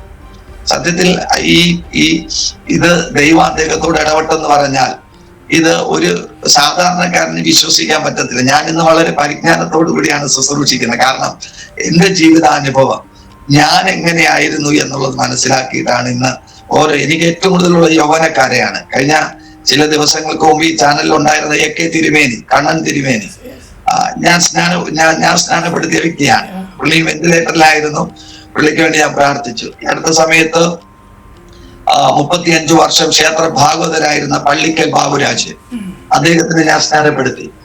അപ്പോ ഇങ്ങനെയുള്ള ഒത്തിരി ഹൈന്ദവരെ കൊണ്ടുവന്നു. വളരെ പഞ്ച്വാലിറ്റി ആയിട്ടാണ് ഇവരുടെ അടുത്തൊക്കെ പെരുമാറുന്നത് എന്ന് പറഞ്ഞാൽ യൗവനക്കാരെടുത്ത്. കാരണം ഞാൻ പെട്ടെന്ന് പോയി മാനസാന്തരമൊന്നും ഞാൻ ആരുടെ പറയാറില്ല. കാരണം ഞാൻ അങ്ങനെയായിരുന്നു. അപ്പൊ ഈ പാസ്റ്റർ ദൈവത്തിൽ നിന്ന് ഞാൻ ആലോചന പ്രാപിച്ചു. അദ്ദേഹം ഒരു 3 മണിയോടുകൂടി എന്നെ വിളിച്ചു. 11 മണിക്കാണ് രാവിലെ അദ്ദേഹത്തിന്റെ വീട്ടിൽ നിന്ന് ഇറങ്ങിപ്പോയത്. 3 മണിക്ക് വിളിച്ചിട്ട് എന്റെ അടുത്ത് പറഞ്ഞു, ഒരു കാര്യം പറയാനുണ്ട്, ശ്രദ്ധിച്ച് കേൾക്കണം എന്ന് പറഞ്ഞു. ഞാൻ പറയാൻ പറഞ്ഞു. അദ്ദേഹം എന്റെ അടുത്ത് പറഞ്ഞു, യേശു ഇങ്ങനെ പറഞ്ഞു. അദ്ദേഹം എന്റെ അടുത്ത് ആദ്യം പറഞ്ഞു, നിന്നെ ഇനി ഒരിക്കലും വിളിക്കുകയോ നിന്റെ വീട്ടിൽ ഇനി ജീവിതത്തിൽ വരികയോ ചെയ്യാത്ത തീരുമാനമെടുത്തു.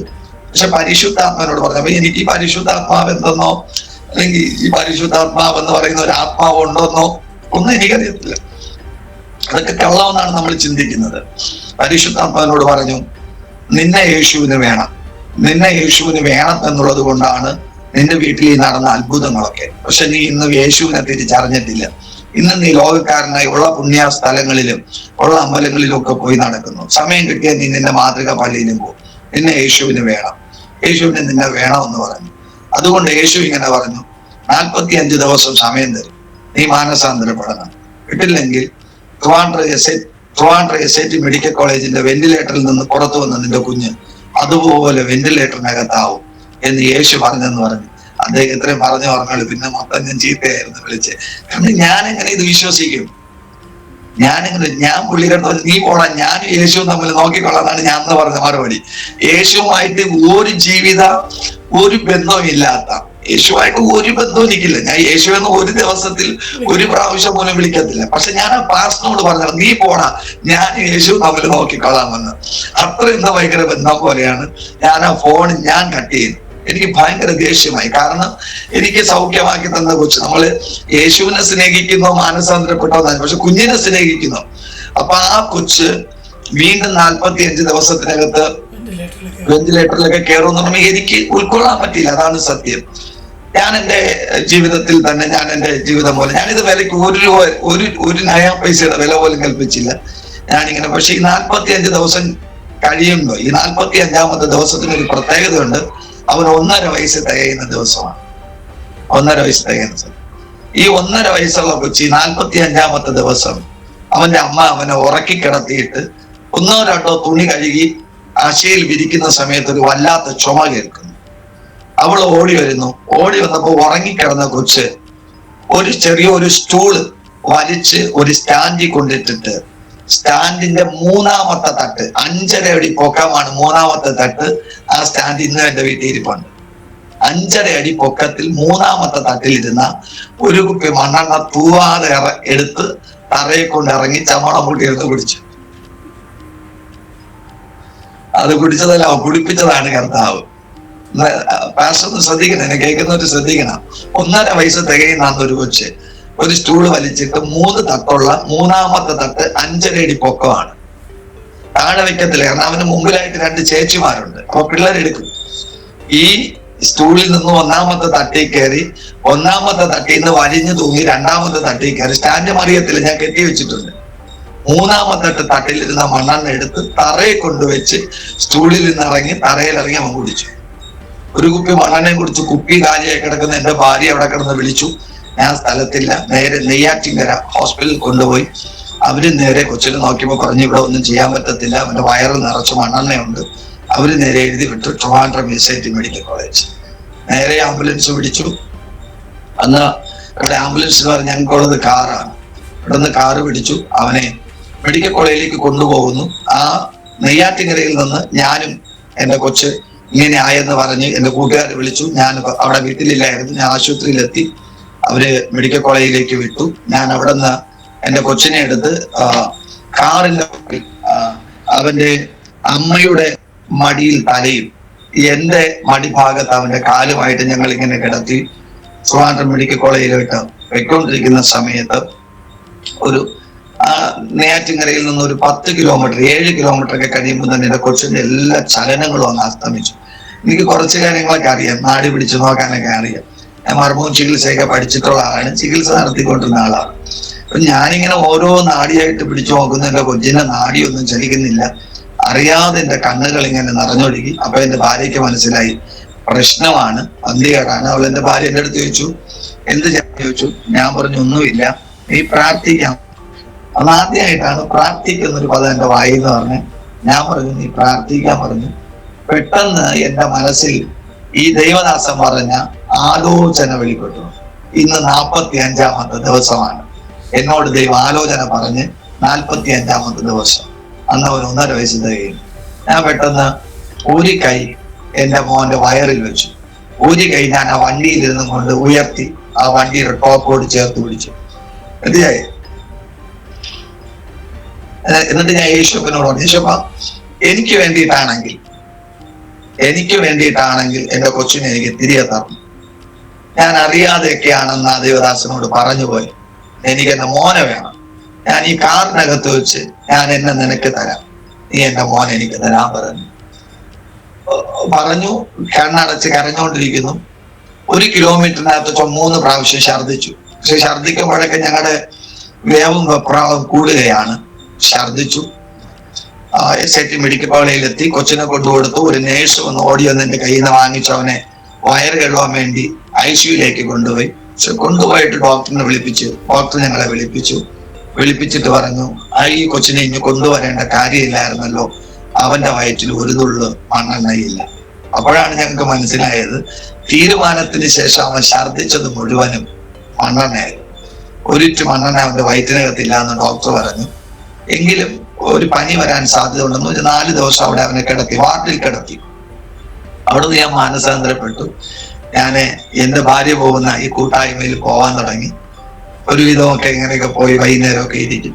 പക്ഷെ എനിക്ക് അധികമൊന്നും അങ്ങനെ കർത്താവിനോടൊന്നും ചേരാൻ പറ്റുന്നില്ല. ഞാനൊരു ബിസിനസ്സുകാരനാണ്. ഈ ഫീൽഡോട് കൂടി തന്നെ ബിസിനസ് ആയിരുന്നു. 8 ബിസിനസ് സ്വന്തമായിട്ട് ചെയ്ത ആളാണ്. 8 ബിസിനസ്സും പൊളിഞ്ഞു. എല്ലാ ബിസിനസ്സും പൊളിഞ്ഞു. ലക്ഷങ്ങളുടെ കടത്തിലകപ്പെട്ടു. കടഭാരം, കുടുംബ തകർച്ച, സമാധാനമില്ലായ്മ, ഇതൊക്കെ എന്നെ വല്ലാണ്ട് അലട്ടി. അങ്ങനെ ഞാൻ ആ കൂട്ടായ്മയിലേക്കൊക്കെ പോകുന്ന സമയത്ത് ഇങ്ങനെ ഞാൻ 8 ബിസിനസ് ഇങ്ങനെ തകർന്നു നിൽക്കുന്ന സമയത്ത് എന്ത് ബിസിനസ് ചെയ്താലും 1 വർഷത്തിനപ്പുറത്ത് പോകത്തില്ല. എന്ത് ബിസിനസ് ചെയ്താലും അതങ്ങ് പരാജയപ്പെടും, കുറെ പണം അതിലങ്ങ് നഷ്ടപ്പെടും. അങ്ങനെ ഭാരപ്പെട്ട് ഞാൻ തന്നെ ഇങ്ങനെ, എന്റെ പപ്പയാണ് എൻ്റെ അടുത്ത് പറഞ്ഞത്, നീ ഒരു ശപിക്കപ്പെട്ടവനാണ്, നിന്റെ തല കണ്ടതോടുകൂടി ഇങ്ങനെ പപ്പ ഇങ്ങനെ കളിക്ക് പറയും. പിന്നെ ഞാൻ സ്വയം പറയാൻ തുടങ്ങി, ഞാനൊരു ശപിക്കപ്പെട്ടവനാണ്. എന്നിങ്ങനെ ഞാൻ തന്നെ സ്വയം ഇങ്ങനെ പറയാൻ തുടങ്ങി. എങ്കിലും ഞാൻ എൻ്റെതായ കാര്യങ്ങളിലങ്ങ് പോയി. പക്ഷെ അടുത്തൊരു ബിസിനസ് തുടങ്ങണം എനിക്ക്. അടുത്തൊരു ബിസിനസ് തുടങ്ങാൻ വേണ്ടി ഞാനൊരു കടയൊക്കെ എടുത്തിട്ട് കടയ്ക്കുള്ള അഡ്വാൻസ് എന്റെ പിതാവിന്റെ കയ്യിൽ കൊടുത്തു. എന്നാൽ അന്നേ ദിവസം ഞാൻ പോകുന്ന കൂട്ടായ്മയില് ഞായറാഴ്ച വൈകുന്നേരത്തെ കൂട്ടായ്മയിൽ അവിടുത്തെ ദൈവദാസൻ ഇങ്ങനെ എന്റെ ഭാര്യയ്ക്ക് പോയപ്പോ പറഞ്ഞു, വീട്ടിൽ വെച്ചൊരു ഉപവാസ പ്രാർത്ഥന നടക്കുന്നു, പങ്കെടുക്കാൻ പറ്റുമെങ്കിൽ സഹോദരി പങ്കെടുക്കണമെന്ന് പറഞ്ഞു. അപ്പോ ഇവരെന്നെ ഉപവാസ പ്രാർത്ഥനയ്ക്ക് കൊണ്ടുപോകാൻ വേണ്ടിയിട്ടാണെന്ന് എനിക്ക് അറിയത്തില്ല. എന്റെ ഭാര്യ എന്റെ അടുത്ത് പറഞ്ഞു, ഇനിയൊരു ബിസിനസ് ചെയ്യുന്നതിന് മുമ്പ് 8 ബിസിനസ് ചെയ്ത് തകർന്നില്ലേ, ഇനിയൊരു ബിസിനസ് ചെയ്യുന്നതിന് മുമ്പ് പ്രാർത്ഥിച്ചൊരാലോചന പ്രാപിക്കാം, ഒരാലോചനയോടെ നമുക്ക് ചെയ്യാം എന്ന് പറഞ്ഞു. അപ്പൊ എനിക്ക് വിശ്വാസമുണ്ട്, ഇപ്പൊ ആലോചനയിൽ വിശ്വാസമുണ്ട്. കാരണം എന്റെ കുഞ്ഞിന്റെ ജീവിതത്തിൽ സംഭവിച്ചതിന് ഭയങ്കര വിശ്വാസമാണ്. അങ്ങനെ ഞാൻ അവിടെ നടന്ന ഉപവാസ പ്രാർത്ഥന 1ാമത്തെ ദിവസമാണ് ഞാൻ കടന്നുപോയി. അന്ന് കടന്നുപോയ സമയത്ത് ഒരു +2 കാരനായിരുന്നു അവിടുത്തെ ശുശ്രൂഷ. ഒരു 17 വയസ്സുള്ളൊരു മോനാണ് ശുശ്രൂഷിക്കുന്നത്. ഈ വയസ്സ് 33 ഞാൻ അവിടെ ഇരിക്കുന്ന സമയത്ത് ആ മോൻ ശുശ്രൂഷിച്ചുകൊണ്ട് നിന്നിട്ട് അവൻ നേരെ എന്റെ അടുത്ത് വന്നു. എനിക്കാണെങ്കിൽ ആകെപ്പാടെ മാനക്കേട്. ആദ്യമായിട്ടാണ് ഇങ്ങനെ ഒരു കൂട്ടായ്മയ്ക്കകത്ത് അകപ്പെട്ടത്. വല്ലാത്തൊരു അനുഭവമാണ്. ഞാൻ ഏറ്റവും പുറകിലാണ് ഇരിക്കുന്നത്. ഒരു 70-75 ആളുണ്ട്. അവൻ നേരെ നടന്ന് എന്റെ തലയിൽ വന്ന് കൈവച്ചിട്ട് അവൻ പ്രവചിക്കാൻ തുടങ്ങി. അച്ചായൻ ഒരു അപ്പോസ്തലനാണ്, അച്ചായനെ ദൈവം ഉപയോഗിക്കും. അവൻ കുറേ വാക്തത്വങ്ങൾ ഇങ്ങനെ പറയാൻ തുടങ്ങി. എന്റെ ചിന്ത അതൊന്നുമല്ല, എന്റെ ബിസിനസ്സിൽ ഞാൻ എങ്ങനെയാവും, അടുത്ത് ഇതെന്താവും, എന്ത് ചെയ്യും, അടുത്ത് ഞാൻ ഈ ബിസിനസ് എങ്ങനെ ചെയ്യും. കാരണം കട അഡ്വാൻസ് കൊടുക്കേണ്ട പൈസ ഒരു ചിട്ടിക്കാരൻ്റെ ഒന്നും വാങ്ങിച്ചു വെച്ചിട്ടുണ്ട്, അടുത്ത് ഇനി സാധനം എങ്ങനെ എടുക്കും. ഇങ്ങനെയുള്ള ചിന്തകളാലിരിക്കുമ്പോൾ ഇങ്ങനെ എന്നെ കുറിച്ച് ആലോചന പറഞ്ഞു. ഈ ഉച്ചത്തെ സെക്ഷൻ കഴിഞ്ഞ സമയത്ത് ഞാൻ 2 ദേവദാസന്മാരുണ്ട്. ഒന്ന് എന്റെ ഭാര്യയ്ക്ക് മോനും വേണ്ടി പ്രാർത്ഥിച്ച, ഞാൻ വീട്ടിൽ നിന്ന് ഇറക്കി വിട്ട പാസിന്റെ വീട്ടിലാണ് ഞാൻ ഇരിക്കുന്നത്. അദ്ദേഹമുണ്ട്. അന്ന് അവിടെ ഗസ്റ്റായി വന്ന സഹോദരനുണ്ട്. അപ്പൊ എന്റെ ബിസിനസിനെ കുറിച്ചൊന്നും ആ സഹോദരൻ പറയുന്നില്ല. അവൻ പറഞ്ഞത് മൊത്തം എനിക്ക് മനസ്സിലാവാത്ത കുറെ കാര്യങ്ങളാണ്. അപ്പോ അത് ഉൾക്കൊള്ളാൻ പറ്റാത്ത കാര്യങ്ങളാണ്. നീ ഒരു അപ്പോസ്തലനാവും, ചില നാളുകൾ കഴിയുമ്പോൾ ഒരു അനവധി ജനം നിന്റെ കൂടെ കാണും, കുറെ യൗവനക്കാരെ നിന്നിലൂടെ കർത്താവ് കൊണ്ടുവരും, ആത്മഹത്യക്കിരിക്കുന്നവരെ നീ മാനസാന്തരപ്പെടുത്തും, നിനക്ക് സഭകൾ ദൈവം തരും. ഇതൊന്നുമല്ല എന്റെ ചിന്ത. എന്റെ ബിസിനസ് എങ്ങനെ കൊണ്ടുവരാമെന്നുള്ളതാണ്. അപ്പൊ ഉച്ച സെക്ഷൻ ആയപ്പോ ആ ദേവദാസനോട് ആ വീട്ടിലെ ദേവദാസനോട് ഞാൻ പോയി പറഞ്ഞു, എനിക്കൊരു ആലോചനയുണ്ട് പാസ്റ്റേ, ഞാനൊരു ബിസിനസ് തുടങ്ങാൻ പോകണം, പാസ്റ്റർ പ്രാർത്ഥിച്ചിട്ട് എനിക്ക് ആലോചന തരണം. അപ്പൊ പാസ്റ്റർ ഇങ്ങനെ പ്രാർത്ഥിച്ചിട്ട് പറഞ്ഞു, ഞാനിങ്ങനെ ഒരു വെളിപ്പാട് കാണുന്നു, നിന്റെ ഭാര്യയുടെ കഴുത്തിലേക്ക് നീ ഒരു 6 പവന്റെ മാല വാങ്ങിച്ചിട്ട് കൊടുക്കുന്നു, 6 മാസം കഴിയുമ്പോൾ അത് ഉരുകി ഒരു വെള്ളിയായി മാറിയെന്ന്. അപ്പൊ ഞാൻ കണ്ടു, എനിക്കൊന്നും മനസ്സിലായില്ല പാസ്റ്റർ എന്ന് പറഞ്ഞ പുള്ളി പറഞ്ഞു, നിന്റെ ബിസിനസ് 6 മാസം ശോഭിക്കും, 6 മാസത്തിന് ശേഷം ആ ബിസിനസ് നശിക്കും. ഇത് കേൾക്കാനല്ല ഞാൻ അവിടെ പോയത്, കാരണം എനിക്കത് ശീലമാണ്. 8 ബിസിനസ് അങ്ങനെ തകർന്ന് എക്സ്പീരിയൻസുകാരനാണ്. അപ്പൊ പെട്ടെന്ന് എനിക്ക് വേണ്ടി ദൂത് പറഞ്ഞ പാസ്റ്റിന്റെ അടുത്ത് പോയാൽ കൊള്ളാം. അദ്ദേഹം 2ാമത്തെ നിലയിലാണ്. ഞാൻ കേട്ട് ആ പാസ്റ്റിന്റെ അടുത്തൊന്ന് ഫോട്ടോ വന്നിട്ട് എനിക്ക് പെർമിഷൻ കിട്ടി. ഇവിടെ നിന്ന് ഫോൺ വല്ലതും ചെയ്ത് പറയുമോ എന്നൊരു സംശയമുണ്ട് എനിക്ക്. ഈ പാസ്റ്ററിനെ ഫോൺ വിളിച്ച് ആ പാസ്റ്റിന്റെ അടുത്ത് വരാൻ പറയോ? അതുകൊണ്ട് ഞാൻ ഒറ്റ ഓട്ടമാണ് ഓടി 2ാമത്തെ നിലയിലുള്ള ആ പാസ്റ്റിന്റെ കഥക് മുട്ടി അദ്ദേഹം എന്നെ വിളിച്ചു. ഞാൻ അദ്ദേഹത്തിന്റെ അടുക്കൽ പോയി. അദ്ദേഹം എനിക്ക് വേണ്ടി പ്രാർത്ഥിച്ചു. ഞാൻ കാര്യം പറഞ്ഞു. അദ്ദേഹം പ്രാർത്ഥിച്ചിട്ട് പറഞ്ഞു, ഞാനൊരു വെളിപ്പാട് കാണുന്നു. അപ്പൊ ഞാൻ പറഞ്ഞു, വെളിപ്പാടെന്ന് പറഞ്ഞാൽ എനിക്കറിയത്തില്ല. അന്ന് അങ്ങനെ പറഞ്ഞു, വെളിപ്പാട് കാണുന്നു, ഞാനത് പറയാം. ബ്രദറിന്റെ ഭാര്യയുടെ കഴുത്തിൽ ഒരു മാല വാങ്ങിച്ചിടുന്നു. അത് പാവം പറഞ്ഞില്ല, മാല വാങ്ങിച്ചിടുന്നു. പക്ഷെ ചില നാളുകൾ കഴിയുമ്പോൾ അത് ഉരുകി അതൊരു വിലയില്ലാത്ത വെള്ളിയായി മാറും. അദ്ദേഹം പറഞ്ഞു, നീ തുടങ്ങുന്ന ബിസിനസ് അനുഗ്രഹിക്കപ്പെടത്തില്ല, അത് പൊളിയും എന്ന് പറഞ്ഞു. അതെനിക്ക് ഭയങ്കര ദുഃഖത്തിന് കാരണമായി. എനിക്കെന്തോ എവിടെന്നില്ലാത്ത കോപവും ദേഷ്യവും എന്നോട് തന്നെ ഒരു വെറുപ്പും എനിക്കുണ്ടായി. കാരണം ഭയങ്കര അധ്വാനശീലനാണ് ഞാൻ. കൊച്ചുനാളിലെ അധ്വാനിക്കും, ഒന്നും സമ്പാദിച്ചിട്ടില്ല. ആ 33 വയസ്സിൽ ഞാൻ വെറും സീറോയാണ്. ഒത്തിരി ബിസിനസ് ചെയ്തു. പലചന കട ഉണ്ടായിരുന്നു, ബേക്കറി ഉണ്ടായിരുന്നു, തമിഴ്നാട്ടിൽ നിന്ന് വെള്ളക്കോഴി ഹോൾസെയിൽ ബിസിനസ് ഉണ്ടായിരുന്നു, കോഴിക്കട ഉണ്ടായിരുന്നു, കുപ്പർ ബിസിനസ് ഉണ്ടായിരുന്നു. ഒത്തിരി ബിസിനസ് ചെയ്ത് എല്ലാം തകർന്നു. എന്റെ മനസ്സിൽ പെട്ടെന്നൊരു ചോദ്യം വന്നു, എന്തിന് ജീവിച്ചിരിക്കണം? ഇനി എന്തിന് ജീവിക്കണം? ഇത്രയൊക്കെ കഷ്ടപ്പെട്ടു, ഇങ്ങനെ ഒരു ജീവിതമാണെങ്കിൽ എന്തിന് ജീവിക്കണം? ആ ഒരു ചിന്ത എന്റെ മനസ്സിൽ അങ്ങ് അലട്ടാൻ തുടങ്ങി. ആ ദേവദാസന്റെ വീട്ടിൽ നിന്ന് അന്ന് ഉച്ചയ്ക്ക് ശേഷം ഞാൻ ആരാധനയ്ക്ക് ഇരുന്നില്ല. ഞാൻ വീട്ടിൽ നിന്ന് ഇറങ്ങിയത് മുതൽ എന്നോട് ആരോ പറയാൻ തുടങ്ങി, നീ ജീവിച്ചിരുന്നിട്ട് കാര്യമില്ല, ചാവാം, ചത്തുകള എന്ന് വളരെ വ്യക്തമായി പാസ്റ്ററെ എന്റെ ചെവിയില് ഞാനത് വ്യക്തമായി കേൾക്കണം. നീ മരിക്ക്, നീ പ്രയോജനമില്ല, നീ ശപിക്കപ്പെട്ടവനാണ്, നീ ജീവിച്ചിരുന്നത് കൊണ്ട് ഒരു അർത്ഥമില്ല, നിനക്ക് വിദ്യാഭ്യാസമില്ല, നിനക്ക് ബിസിനസ് ചെയ്യാൻ അറിയത്തില്ല. ഇങ്ങനെ ഒരു ശബ്ദം എന്നെ കേൾക്കുന്നു. ഞാൻ എന്റെ ഭാര്യയുടെ അടുത്ത്, ഭാര്യ ഇങ്ങനെ ഒത്തിരി അസഭ്യം. ഞാൻ ആ വണ്ടിയിൽ, എനിക്ക് തോന്നുന്നു അന്ന് ആ റോഡിൽ വന്ന് എല്ലാവരും ചെവിക്കല്ലടിച്ചു പോയി കാണും. എന്റെ ഭാര്യ വിളിക്കുന്നതാണ്, തൊട്ട പുറകിലിരിക്കുന്ന, ബൈക്കിന്റെ പുറകിലിരിക്കുന്ന. അത്രയ്ക്കും ദേഷ്യം ജീവിതത്തോട്. അങ്ങനെ ഞാൻ പറഞ്ഞു, ഇല്ല, ഇനി ഇങ്ങനെ ഒരു ജീവിതം വേണ്ട എന്നൊക്കെ പറഞ്ഞിട്ട് ഞാൻ പലവട്ടം അവൾ ആത്മഹത്യ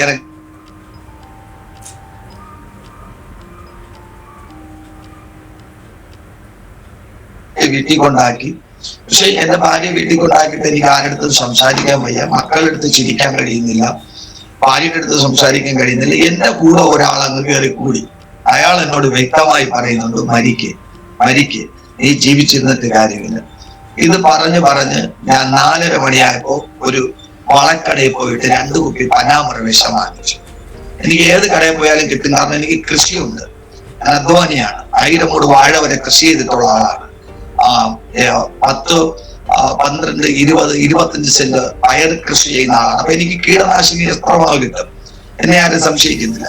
ഞാനൊരു വാഴക്കടയിൽ പോയി 2 കുപ്പി പനാമറ വാങ്ങിച്ചു. ആ പനാമറ വാങ്ങിച്ച് ഞാൻ ഒരിടത്ത് കൊണ്ടുവച്ചു. ഞാൻ വീട്ടിനകത്ത് കയറുന്നില്ല, അതിങ്ങനെ വീട്ടിന്റെ ചുറ്റും കടന്ന്, വീടെന്ന് പറയുന്നത് റൂമാണ്, എന്റെ ചുറ്റും കടന്ന് ഇങ്ങനെ കറങ്ങുന്നു. എന്റെ ഭാര്യയ്ക്ക് എന്നോട് സംസാരിക്കാൻ ഭയമുണ്ടായി, കാരണം എന്റെ രീതികൾ, എന്റെ പെരുമാറ്റങ്ങൾ, എന്റെ മോഹഭാവം മാറി. ഞാനൊരു തീരുമാനമെടുത്ത്, ഇന്ന് രാത്രി ഞാൻ അടങ്ങുന്ന 5 പേർ മരിക്കാൻ വേണ്ടി ഞാൻ തീരുമാനിച്ചു. രാത്രി 9:30 ആയപ്പോ എന്റെ ഭാര്യ എന്നെ വിളിച്ചു, വീട്ടിൽ കയറുന്നില്ലേ? ഞാൻ വീട്ടിന്റെ ഫ്രണ്ടില് കുറെ കല്ലടിക്ക് വെച്ചിട്ടുണ്ട്, ഹോളോ പിറ്റ്സ് കല്ല്, അതിന്റെ പുറത്തിരിക്കുകയാണ്. ഞാനിങ്ങനെ പലതും ചിന്തിക്കുകയാണ്. നാളത്തെ വാർത്ത, നാളെ ഈ ദേശം ഞെട്ടും, എല്ലാവർക്കും സന്തോഷമാവും, എന്റെ പപ്പയ്ക്കും അമ്മയ്ക്കും ഒക്കെ സന്തോഷം. അവർ പാവമാണ്. എന്റെ ചിന്ത, എനിക്ക് എല്ലായിടത്തും വൈരാഗ്യം കൂടി, ആരും ഞങ്ങനെ സ്നേഹിക്കാനില്ലാത്ത ഒരു ചിന്ത എന്റെ മനസ്സിനകത്ത് വന്നു. ഞാന് വീട്ടിൽ കയറി എന്റെ ഭാര്യ എടുത്ത് പറഞ്ഞു, എനിക്കൊരു കാര്യം പറയണം. അപ്പൊ അവളോട് പറയാൻ പറഞ്ഞു. ഞാൻ പറഞ്ഞു, നമ്മളിന്ന് രാത്രി മരിക്കും. വളരെ ശാന്തമായി അവളോട് പറഞ്ഞു. അപ്പൊ അവൾക്ക് യേശുവിൽ ഭയങ്കര വിശ്വാസമാണ്. അപ്പൊ അവൾ പറഞ്ഞു, ചേട്ടാ എന്തിനു മരിക്കുന്നു? ഞാൻ എത്ര തവണ മരിക്കാൻ വേണ്ടി ശ്രമിച്ച ആളാണ്, എന്തിനു മരിക്കുന്നു? നമുക്ക് മരിക്കേണ്ട ആവശ്യമുണ്ടോ? യേശു ഇപ്പം പ്രവർത്തിക്കുന്നില്ല. അപ്പോൾ ഞാൻ പറഞ്ഞു, എടി, നിന്റെ യേശുവിന്റെ അടുത്ത് കൊണ്ടുപോയപ്പോ ഇന്ന് കേട്ട പദം കേട്ടോ, നീ ഇത് ചെയ്താലും രക്ഷപ്പെടത്തില്ല, നീ ഈ ബിസിനസ് ചെയ്താലും രക്ഷപ്പെടത്തില്ല. നിന്റെ യേശു എന്നല്ല പറഞ്ഞേ, ഇനി ഒരു ബിസിനസ് ചെയ്താലും രക്ഷപ്പെടത്തില്ലെന്ന്. പിന്നെ ഈ 3 മക്കളെ എങ്ങനെ വളർത്തും? അപ്പൊ ഞാൻ കുറെ പറഞ്ഞു. അവൾക്ക് എന്റെ അടുത്ത് എതിർക്കാൻ കഴിയത്തില്ല. അവള് സമ്മതിച്ചു. അവള് പറഞ്ഞു, ശരി, ചേട്ടന്റെ ആഗ്രഹം അങ്ങനെയാണെങ്കിൽ മരിക്കാം എന്ന് പറഞ്ഞു. അപ്പൊ ഞാൻ പറഞ്ഞു, 1 കുപ്പി വിഷം നമുക്ക് 3 മക്കൾക്കും കൊടുത്ത് അവര് കഴിച്ച് മരിച്ചെന്ന് ഉറപ്പ് വരുത്തിയിട്ട് നമുക്ക് 2 പേർക്കും കൂടി 1 കുപ്പി വിഷം കഴിച്ച് നമുക്ക് 5 പേർക്ക് ഇന്ന് രാത്രി മരിക്കാം എന്ന് പറഞ്ഞു. അപ്പൊ എന്റെ ഭാര്യ പറഞ്ഞു, ചേട്ടാ ഒരു ആഗ്രഹം കൊണ്ട് പറയട്ടോ എന്ന് കേട്ടു. ഞാൻ പറഞ്ഞു, പറയാൻ പറഞ്ഞു. അപ്പൊ അവള് പറഞ്ഞു, അങ്ങനെയാണെങ്കിൽ നമുക്ക് 3 മക്കളെയും ഇന്നൊരു ദിവസത്തേക്ക് മരണം മാറ്റി വെച്ചിട്ട് നമുക്ക് 3 മക്കളെയും നാളെ 3 പേരുടെ കയ്യിൽ ഏൽപ്പിച്ചൂടെ? 1 മോളെ എന്റെ അമ്മയും, 1 മോളെ അവളുടെ വീട്ടിലും, 1 മോനെ എന്റെ ജ്യേഷ്ഠനും കൊടുക്കാം. അവരുടെ 3 പേരുടെ കയ്യിൽ നമ്മളെ 3 മക്കളെ ഏൽപ്പിച്ചിട്ട് നമുക്ക് 2 പേർക്ക് നാളെ മരിക്കും. അന്ന് ഞാൻ എന്റെ പറഞ്ഞില്ല, നമ്മളില്ലാത്ത നമ്മുടെ മക്കളും വേണ്ട, നമ്മളില്ലാത്ത ലോകത്ത് നമ്മുടെ മക്കളും വേണ്ട, നമുക്ക് 5 പേർക്ക് മരിക്കാമെന്ന് പറഞ്ഞു. അങ്ങനെ മരിക്കാമെന്ന് തീരുമാനം എടുത്ത് ഉറപ്പിച്ചു. രാത്രി റൂമിൽ കയറി. ഞങ്ങള് ഒരു ബെഡ്റൂമാണെന്നുള്ളത്, ഒരു ബെഡ്റൂമൊക്കെ അടച്ചു. മരിക്കാൻ തീരുമാനിക്കുന്ന സമയം എന്റെ ഭാര്യ എന്നോട് പറഞ്ഞു, ഒരാഗ്രഹം കൊണ്ട് ഞാനൊന്ന് പ്രാർത്ഥിക്കട്ടോന്ന്. ഒന്ന് അവസാനത്തെ ഒരാഗ്രഹം. ഞാനും വിചാരിച്ച അവസാനത്തെ ആഗ്രഹമല്ലേ, പ്രാർത്ഥിക്കാൻ പറഞ്ഞു. ഞാനിങ്ങനെ തറയിൽ വെറുതെ ഇരിക്കുകയായിരുന്നു. ഞാൻ തറയിലിരുന്നു. എന്റെ ഭാര്യ പ്രാർത്ഥിച്ചു. എന്റെ ഭാര്യ എന്ത് പ്രാർത്ഥിച്ചെന്നോ ഒരു വാക്കുപോലും ഞാൻ ശ്രദ്ധിച്ചില്ല. അത് ശ്രദ്ധിക്കാൻ എനിക്ക് പറ്റിയില്ല. അങ്ങനെ അവള് പ്രാർത്ഥിച്ചുകൊണ്ടിരുന്നു. എനിക്കും സങ്കടമുണ്ട്, ഇന്ന് രാത്രി മരിക്കുന്നു, എനിക്ക് കുഞ്ഞുങ്ങളെ ഓർത്തപ്പോൾ ദുഃഖമുണ്ട്, എന്റെ കണ്ണും ഇങ്ങനെ നിറഞ്ഞൊഴുകുന്നു. പക്ഷെ ഇങ്ങനെ ഇരിക്കുന്ന ഈ സമയത്ത് പെട്ടെന്ന് ഞാനിങ്ങനെ അലക്ഷ്യമായ രീതിയിലാണ് തറയിലിരിക്കുന്നത്, കാലൊക്കെ ഇങ്ങനെ ചപ്പടഞ്ഞിട്ടിരിക്കുന്നു. പക്ഷെ പെട്ടെന്ന് ഞാൻ കാണുമ്പോൾ എന്റെ മുമ്പിൽ ഒരു മനുഷ്യൻ വന്ന് മുട്ടുമേൽ നിൽക്കുന്നു. ഞാൻ കാണുന്ന കാഴ്ചയാണ്, എന്റെ മുമ്പിൽ ഒരു മനുഷ്യൻ വന്ന് മുട്ടുമേൽ നിൽക്കുന്നു. മുട്ടുമേൽ നിന്ന് മനുഷ്യൻ എന്നോട് ചോദിക്കുന്നു, എന്തിന് കരയുന്നു, എന്തിന് കരയുന്നു? അപ്പൊ ആദ്യം ചോദിച്ചപ്പോ എനിക്കൊന്നും മനസ്സിലായില്ല. രണ്ടാമതും ചോദിക്കുന്നു, എന്തിന് കരയുന്നു? മൂന്നാമതും പ്രതികരണം ഇല്ലാത്തതുകൊണ്ട് എന്നോട് പറഞ്ഞു, നീ കരയണ്ട. എനിക്കിത് കേട്ടപ്പോൾ ദേഷ്യമായി. ഞങ്ങൾ ഇത് പറയാൻ നീ ആര്? നിനക്ക് എന്റെ വീട്ടിനകത്ത് എന്ത് കാര്യം? ഞാൻ കതവടച്ചിരിക്കുകയില്ലേ, പിന്നെ എങ്ങനെ നീ എന്റെ വീട്ടിനകത്ത് വന്നു? നിനക്കെന്ത് എന്റെ വീട്ടിൽ കാര്യം? ഇറങ്ങിപ്പോകാൻ പറഞ്ഞു. എനിക്കറിയത്തില്ല. കാരണം ഇന്ന് പറയുമ്പോൾ ഞാൻ വലിയൊരു വെളിച്ചമായിട്ടൊന്നും അല്ല കണ്ടേ, വെളിച്ചമായിട്ടോ ഇരുളായിട്ടോ ഒന്നും അല്ല കണ്ടത്. ഞാനൊരു സ്വാഭാവികമായി കാണുന്നത് പോലെ എന്റെ തൊട്ടടുത്ത് ഈ ക്യാമറ ഇന്ന് എന്റെ ഇരിക്കുന്ന അകലത്തിൽ മാത്രം അങ്ങനെ ഇരിക്കുന്ന എന്റെ മുമ്പിൽ മുട്ടിന്മേൽ വന്നിരുന്നിട്ട് ഒരാള് പറയുന്നു, നിന്നെ എനിക്ക് വേണം, നീ കരയേണ്ടവനല്ല, എന്തിന് കരയുന്നു? ഞാൻ ദേഷിച്ചു ചോദിക്കുന്നു, ഇത് പറയാൻ നീ ആരാണ്? അപ്പൊ നീ ആരാണെന്ന് ചോദിച്ചിട്ട് അതിന് മറുപടിയില്ല. നിന്നെ എനിക്ക് വേണമെന്നുള്ള മറുപടിയാണ് വീണ്ടും. നിന്നെ എനിക്ക്, ഞാൻ പറയുന്നു, അത് പറയാൻ നീ ആര് എന്ന് ചോദിക്കുന്നു. അതിനുള്ള മറുപടിയാണ് എനിക്ക് കിട്ടിയ മറുപടി എന്ന് പറയുന്നത്. നിന്നെ എനിക്ക് വേണം, നിന്നിലൂടെ ഞാൻ അനവധി പേരെ നിത്യതയിലേക്ക് കൊണ്ടുപോകും. നീ നിത്യത ഇല്ല എന്ന് പറഞ്ഞത്, ഒരുവനെ വീട്ടിൽ നിന്ന് അടിച്ചിറക്കി വിട്ടത് സത്യമാണ്. നിത്യത, നിത്യത ഒരു സത്യമാണ്. അനവധി പേരെ സ്വർഗത്തിലേക്ക് കൊണ്ടുപോകാൻ നിന്നെ എനിക്ക് ആവശ്യമുണ്ട്. ഇത് പറയുകയും ഇത് എന്നെ വിട്ടങ്ങ് മാറിപ്പോവുകയും ചെയ്യും. ഇതങ്ങ് മാറി. പിന്നെ എനിക്കൊന്നും അറിയത്തില്ല ഭാഷ, ഞാൻ ഉറങ്ങിയതാണോ ഉറക്കിയതാണോ എന്ന് എനിക്കറിയാം. ഞാൻ തറയിൽ കിടന്ന് ഉറങ്ങി. രാത്രി സാധാരണ ഉണരുന്ന സ്വഭാവമുണ്ട്. അന്ന് വെളുപ്പിന് 7:15 ഞാൻ ഉണർന്നില്ല. അപ്പൊ ഞാന് എന്റെ ഭാര്യയെ പേടിച്ച് 3 മക്കളെയും കെട്ടിപ്പിടിച്ചോണ്ടിരിക്കുക. കാരണം അവള് വിചാരിച്ചത് എനിക്ക് ഭ്രാന്തായി. ഞാൻ പിച്ചും ഭ്രാന്തും പറയുമ്പോൾ ഇറങ്ങിപ്പോടാ എന്റെ റൂമിൽ നിന്ന്, നിനക്ക് എന്റെ റൂമിനകത്ത് എന്ത് കാര്യം, നീ എന്തിനിവിടെ വന്നു, എന്നെ നിനക്കെന്തിന്, വെച്ച തളയ്ക്ക് പോലും എന്നെ വേണ്ട എന്നൊക്കെ പറഞ്ഞ് ഞാൻ പറയുന്നു. അപ്പൊ എന്റെ ഭാര്യ തീർച്ചു വിചാരിച്ചു ഞാൻ മെന്റിലായി, എനിക്ക് മാനസിക വിഭ്രാന്തി ഉണ്ടായി. എന്നിട്ട് രാത്രിയൊന്നും അവളൊന്നും മിണ്ടിയില്ല. ഞാൻ അവിടെ കിടന്നുറങ്ങി. ഞാൻ ഉണർന്നില്ല. ഇടയ്ക്ക് രാവിലെ 7 മണിക്ക് ശേഷം ഇവള് എന്റെ അമ്മയുടെ വീട്ടിൽ ഓടിയിട്ട് പറഞ്ഞു, അമ്മ ചേട്ടൻ ഉണർന്നില്ല, ഇന്നലെ രാത്രി ഭയങ്കര പിച്ചുമ്പയൊക്കെ പറഞ്ഞ് മരിക്കാൻ വേണ്ടിയിരുന്നു, വിശ്വാദ അവിടെ ഇരിക്കുന്നു. പക്ഷെ പിന്നെ ഒന്നും അറിഞ്ഞൂടാ, കുറെ ആരോടത്തോ എന്തോ വീട്ടിൽ നിന്ന് ഇറങ്ങിപ്പോന്നൊക്കെ പറഞ്ഞിട്ട് അവിടെ തന്നെ കിടന്നുറങ്ങി. എന്റെ അമ്മ അത് കേട്ട പാട് അമ്മ വെപ്രാളപ്പെട്ട് ഓടിയെന്ന് വന്നു. അമ്മ ഇവിടെ വന്നിട്ടും അമ്മ നോക്കി വേറെ കുഴപ്പമില്ല, സുഖമായിട്ട് അപ്പോഴും കിടന്ന് ഉറക്കമാണ്. എന്നിട്ട് എന്റെ അമ്മ എന്നെ വിളിച്ചു, മക്കളെ എന്ന് വിളിച്ചു. ഒരു കാര്യം ചോദിക്കുന്നില്ല, ഒന്നും ചോദിക്കുന്നില്ല. ഈ തലേദിവസം എന്ത് പറഞ്ഞു ഒന്നും എന്റെ അമ്മ ചോദിക്കുന്നു. അമ്മ വിളിച്ചു, മക്കളെ എണീക്കുന്നില്ല കേട്ടു. ഞാൻ ഒരു പുതിയൊരു പ്രഭാതം കിട്ടിയതുപോലെ ഞാൻ ഉണർന്നു. എനിക്ക് ഇന്നലത്തതൊക്കെ എന്റെ അടുത്ത് വന്ന് പറഞ്ഞതും ഒക്കെ എനിക്കിങ്ങനെ ഓർമ്മയും. പക്ഷെ എനിക്ക് ഇവരുടെ അടുത്ത് പറയാൻ പറ്റുന്നില്ല. എന്റെ ജാട അത്രയ്ക്ക് വലുതാണ്.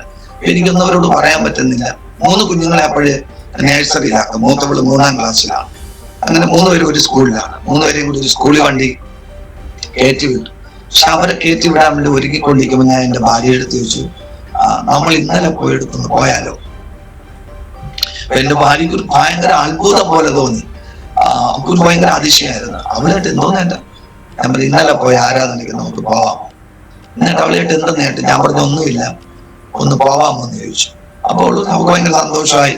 3 മക്കളെ അവള് പെട്ടെന്ന് സ്കൂൾ വണ്ടി കയറ്റി വിട്ടു. കുളിച്ചു. ഞാൻ ആദ്യം കുളിച്ചു, പക്ഷേ കുളിച്ചു ഡ്രസ്സ് മാറിക്കൊണ്ടിരിക്കുന്ന സമയത്ത് ഒരു ഷർട്ടിന്റെ കൈയെടുത്ത് ഇങ്ങനെ ഇട്ട് അടുത്ത കൈയെടുത്തിടുന്നതിന് മുമ്പ് എന്നോട് പെട്ടെന്ന് ഇന്നലെ വന്ന രൂപം പെട്ടെന്ന് വന്നിട്ട് പറയുന്നു, പ്രാർത്ഥിക്കുക എന്ന് പറയുന്നു. അപ്പൊ എങ്ങനെ പ്രാർത്ഥിക്കുക? ഞാൻ കേട്ട് എങ്ങനെ പ്രാർത്ഥിക്കാം? എന്നോട് ഒരു മുട്ടുമേൽ നിന്ന് പ്രാർത്ഥിക്കാം. ഞാൻ പെട്ടെന്ന് കട്ടിലിന്റെ കാലിന്റെ ഈ താഴ്ഭാഗം വരുമല്ലോ, അതിലിങ്ങനെ കൈവച്ച് മുട്ടുമേൽ നിന്ന് ഞാൻ യേശുപ്പാ എന്ന് പറഞ്ഞ് പ്രാർത്ഥിച്ചു. പെട്ടെന്ന് വീണ്ടും എന്നോട് ആ ശബ്ദം പറയുന്നത്, എണീറ്റ് നിന്ന് പ്രാർത്ഥിക്കാൻ പറയും. പെട്ടെന്ന് ഞാൻ ചാടി എണീക്കുന്നു. ആ സമയത്ത് എന്റെ ഭാര്യ കുളിമുറിയിൽ കുളിക്കുകയാണ്. ഞാൻ ചാടി എണീക്കുന്നു. ഞാൻ വീണ്ടും നിന്ന് പ്രാർത്ഥിക്കുന്ന സമയത്ത് ഞാനൊരു വെളിപ്പാട് കാണുന്നു. ജീവിതത്തിൽ ആദ്യമായിട്ടൊരു വെളിപ്പാട് കാണുന്നു. ഞാനൊരു blue colour shirt, light blue colour ഷർട്ടും ഒരു ബ്ലാക്ക് പാന്റും ധരിച്ചിരിക്കുന്നു. ഞാനൊരു വലിയ സ്റ്റേജിൽ നിൽക്കുന്നു, ഒരു കോർഡിലെസ് മൈക്ക് എന്റെ കയ്യിലിരിക്കുന്നു. ഏറ്റവും കൂടുതൽ തമിഴരാണ് എന്റെ മുമ്പിൽ നിൽക്കുന്ന ജനം. തമിഴര് മലയാളികളുമായിട്ട് ഒരു വലിയ ക്രൗഡ് എന്റെ മുമ്പിലുണ്ട്. ഞാൻ ശുശ്രൂഷിക്കുന്നു. വീൽ ചെയറുകളൊക്കെ ഉയർത്തിപ്പിടിച്ചിരിക്കുന്നു. ഒത്തിരി പേരുടെ മേൽ നിന്ന് ദുരാത്മാക്കൾ അഴിഞ്ഞു മാറുന്നു. ജീവിതത്തിൽ എനിക്ക് ആദ്യമായി കിട്ടുന്ന ഒരു വെളിപ്പാട്. അപ്പോഴത് വെളിപ്പാടെന്ന് അറിയത്തില്ല, പിന്നത്തേതിലാണ് അത് മനസ്സിലാക്കിയത്. ഞാനൊരു കാഴ്ച കാണുന്നു. പെട്ടെന്ന് ഈ കാഴ്ച കണ്ടുകൊണ്ട് നിൽക്കുന്ന സമയത്ത് അടുത്ത ആ ശബ്ദം എന്നോട് വീണ്ടും സംസാരിക്കാൻ തുടങ്ങി. പ്രാർത്ഥന നിർത്തിയിട്ട് ബൈബിൾ തുറക്കുക എന്ന് പറഞ്ഞു. ഞാൻ അങ്ങോട്ട് ബൈബിൾ തുറന്നിട്ട് എന്ത് ചെയ്യാ എന്ന് ചോദിച്ചു. അപ്പൊ പറഞ്ഞു ബൈബിൾ തുറന്നു 1 കൊരിന്ത്യർക്ക് എഴുതിയ ലേഖനം 12-ാം അധ്യായം വായിക്കാൻ പറഞ്ഞു. എന്റെ ജീവിതത്തിൽ ബൈബിളെ തുറന്നിട്ടില്ല. എല്ലാം ഭയങ്കര അനുഭവമാണ്, പുതിയ അനുഭവങ്ങളായിരുന്നത്. ഞാൻ പെട്ടെന്ന് ഓടിപ്പോകുന്നു, ബൈബിൾ എടുക്കുന്നു, ഞാൻ ബൈബിൾ തുറക്കുന്നു. ഉൽപ്പത്തി മുതൽ വെളിപ്പാട് വരെ മറിക്കുന്നു, എനിക്ക് കിട്ടുന്നില്ല. വീണ്ടും ആ ശബ്ദം പറയുന്നു, വീണ്ടും മറിക്കുക. 1 കൊരിന്ത്യർക്ക് എഴുതിയ ലേഖനം 12-ാം അധ്യായം എടുക്കുക. അപ്പൊ ഞാനിങ്ങനെ ഇരുന്ന് മറിക്കുമ്പോ എന്റെ ഭാര്യ ഒന്നാക്കുന്നു, എന്ത് ചേട്ടാ ബൈബിളൊക്കെ എടുത്തു ചോദിക്കുന്നു. ഞാൻ പറഞ്ഞു ഒന്നുമില്ല, നീ പോന്ന് പറഞ്ഞു. വീണ്ടും ഞാൻ മറിച്ചിട്ട് കിട്ടിയില്ല. ഞാൻ 3-ാമത്തെ പ്രാവശ്യം ഇങ്ങനെ ബൈബിൾ മറിക്കുന്ന സമയത്ത് എന്റെ ഭാര്യയായിട്ട് ഞാൻ പറഞ്ഞു, എനിക്ക് 1 കൊരിന്ത്യർക്ക് എഴുതിയ ലേഖനം 12-ാം അധ്യായം എടുത്തിരുമെന്ന് ചോദിച്ചു. അപ്പൊ അവളായിട്ട് ആര് പറഞ്ഞു 1 കൊരിന്ത്യർക്ക് എഴുതിയ ലേഖനം 2 കൊരിന്ത്യർക്ക് എഴുതിയ ലേഖനം ഉണ്ടെന്ന്? ഞാൻ പറഞ്ഞു എനിക്കറിഞ്ഞൂടെ 2 ഉണ്ടോ 1 ഉണ്ടോ എന്ന്. ഇതൊന്ന് എടുത്തിരുമെന്ന് കേട്ടു. അതെന്റെ ഭാര്യ അന്ന് ആദ്യമായിട്ട് എനിക്ക് ബൈബിളിൽ നിന്ന് എടുത്തു തന്നു. ഞാനത് വായിച്ചു, ഒരിക്കൽ വായിച്ചു, വീണ്ടും വായിക്കാൻ എനിക്ക് പ്രേരണ ഉണ്ടായി, വീണ്ടും വായിച്ചു. 3-ാമത് ഞാൻ വായിച്ചപ്പോൾ ലാസ്റ്റ് വാക്യം എന്നോട് വളരെ വ്യക്തമായി പറഞ്ഞു, ശ്രേഷ്ഠ വരങ്ങളെ കുറിച്ച് വാഞ്ചിപ്പിൻ, അതിശ്രേഷ്ഠമായ ഒരു മാർഗം ഞാൻ നിനക്ക് കാണിച്ചു തരാം എന്നൊരു ശബ്ദം ആ വചനത്തിൽ നിന്ന് എന്നോട് ഇടപെടുവാനിടയായി തീർന്നു. ഞാൻ ആ വാക്യം അന്നൊരു 3-4 പ്രാവശ്യം അധ്യായം ഞാൻ വായിച്ചു. ഈ വാക്യം ഇങ്ങനെ ഭയങ്കര റിപ്പീറ്റായി വായിച്ചു. ഞാൻ ആരാധനയ്ക്ക് പോയി അവിടെ ആരാധന പങ്കെടുത്തു. എനിക്ക് ഭയങ്കര അനുഭവമായിരുന്നു. അന്ന് വന്ന ദൈവദാസനോട് ശക്തമായ ആലോചന പറഞ്ഞു.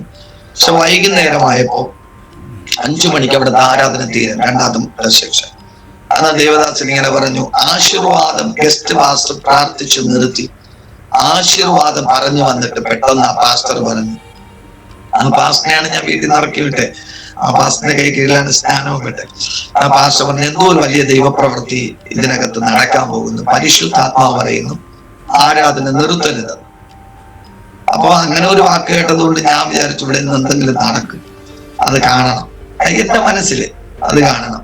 അപ്പൊ ആ പാസ്റ്റർ എല്ലാരും എണീറ്റ് തന്നെയാണ് നിൽക്കുന്ന. ആശീർവാദ സമയമാണ്. പാസ്റ്റർ വന്ന് എല്ലാരും കണ്ണടച്ച് പ്രാർത്ഥിക്കാൻ പറഞ്ഞു. ഞാൻ മാത്രം കണ്ണടച്ചില്ല. 73 പേര് അന്നത്തെ ദിവസം അവിടെ ഉണ്ടായിരുന്നു. ആ വീട്ടിൽ വലിയ ഹോളാണ്.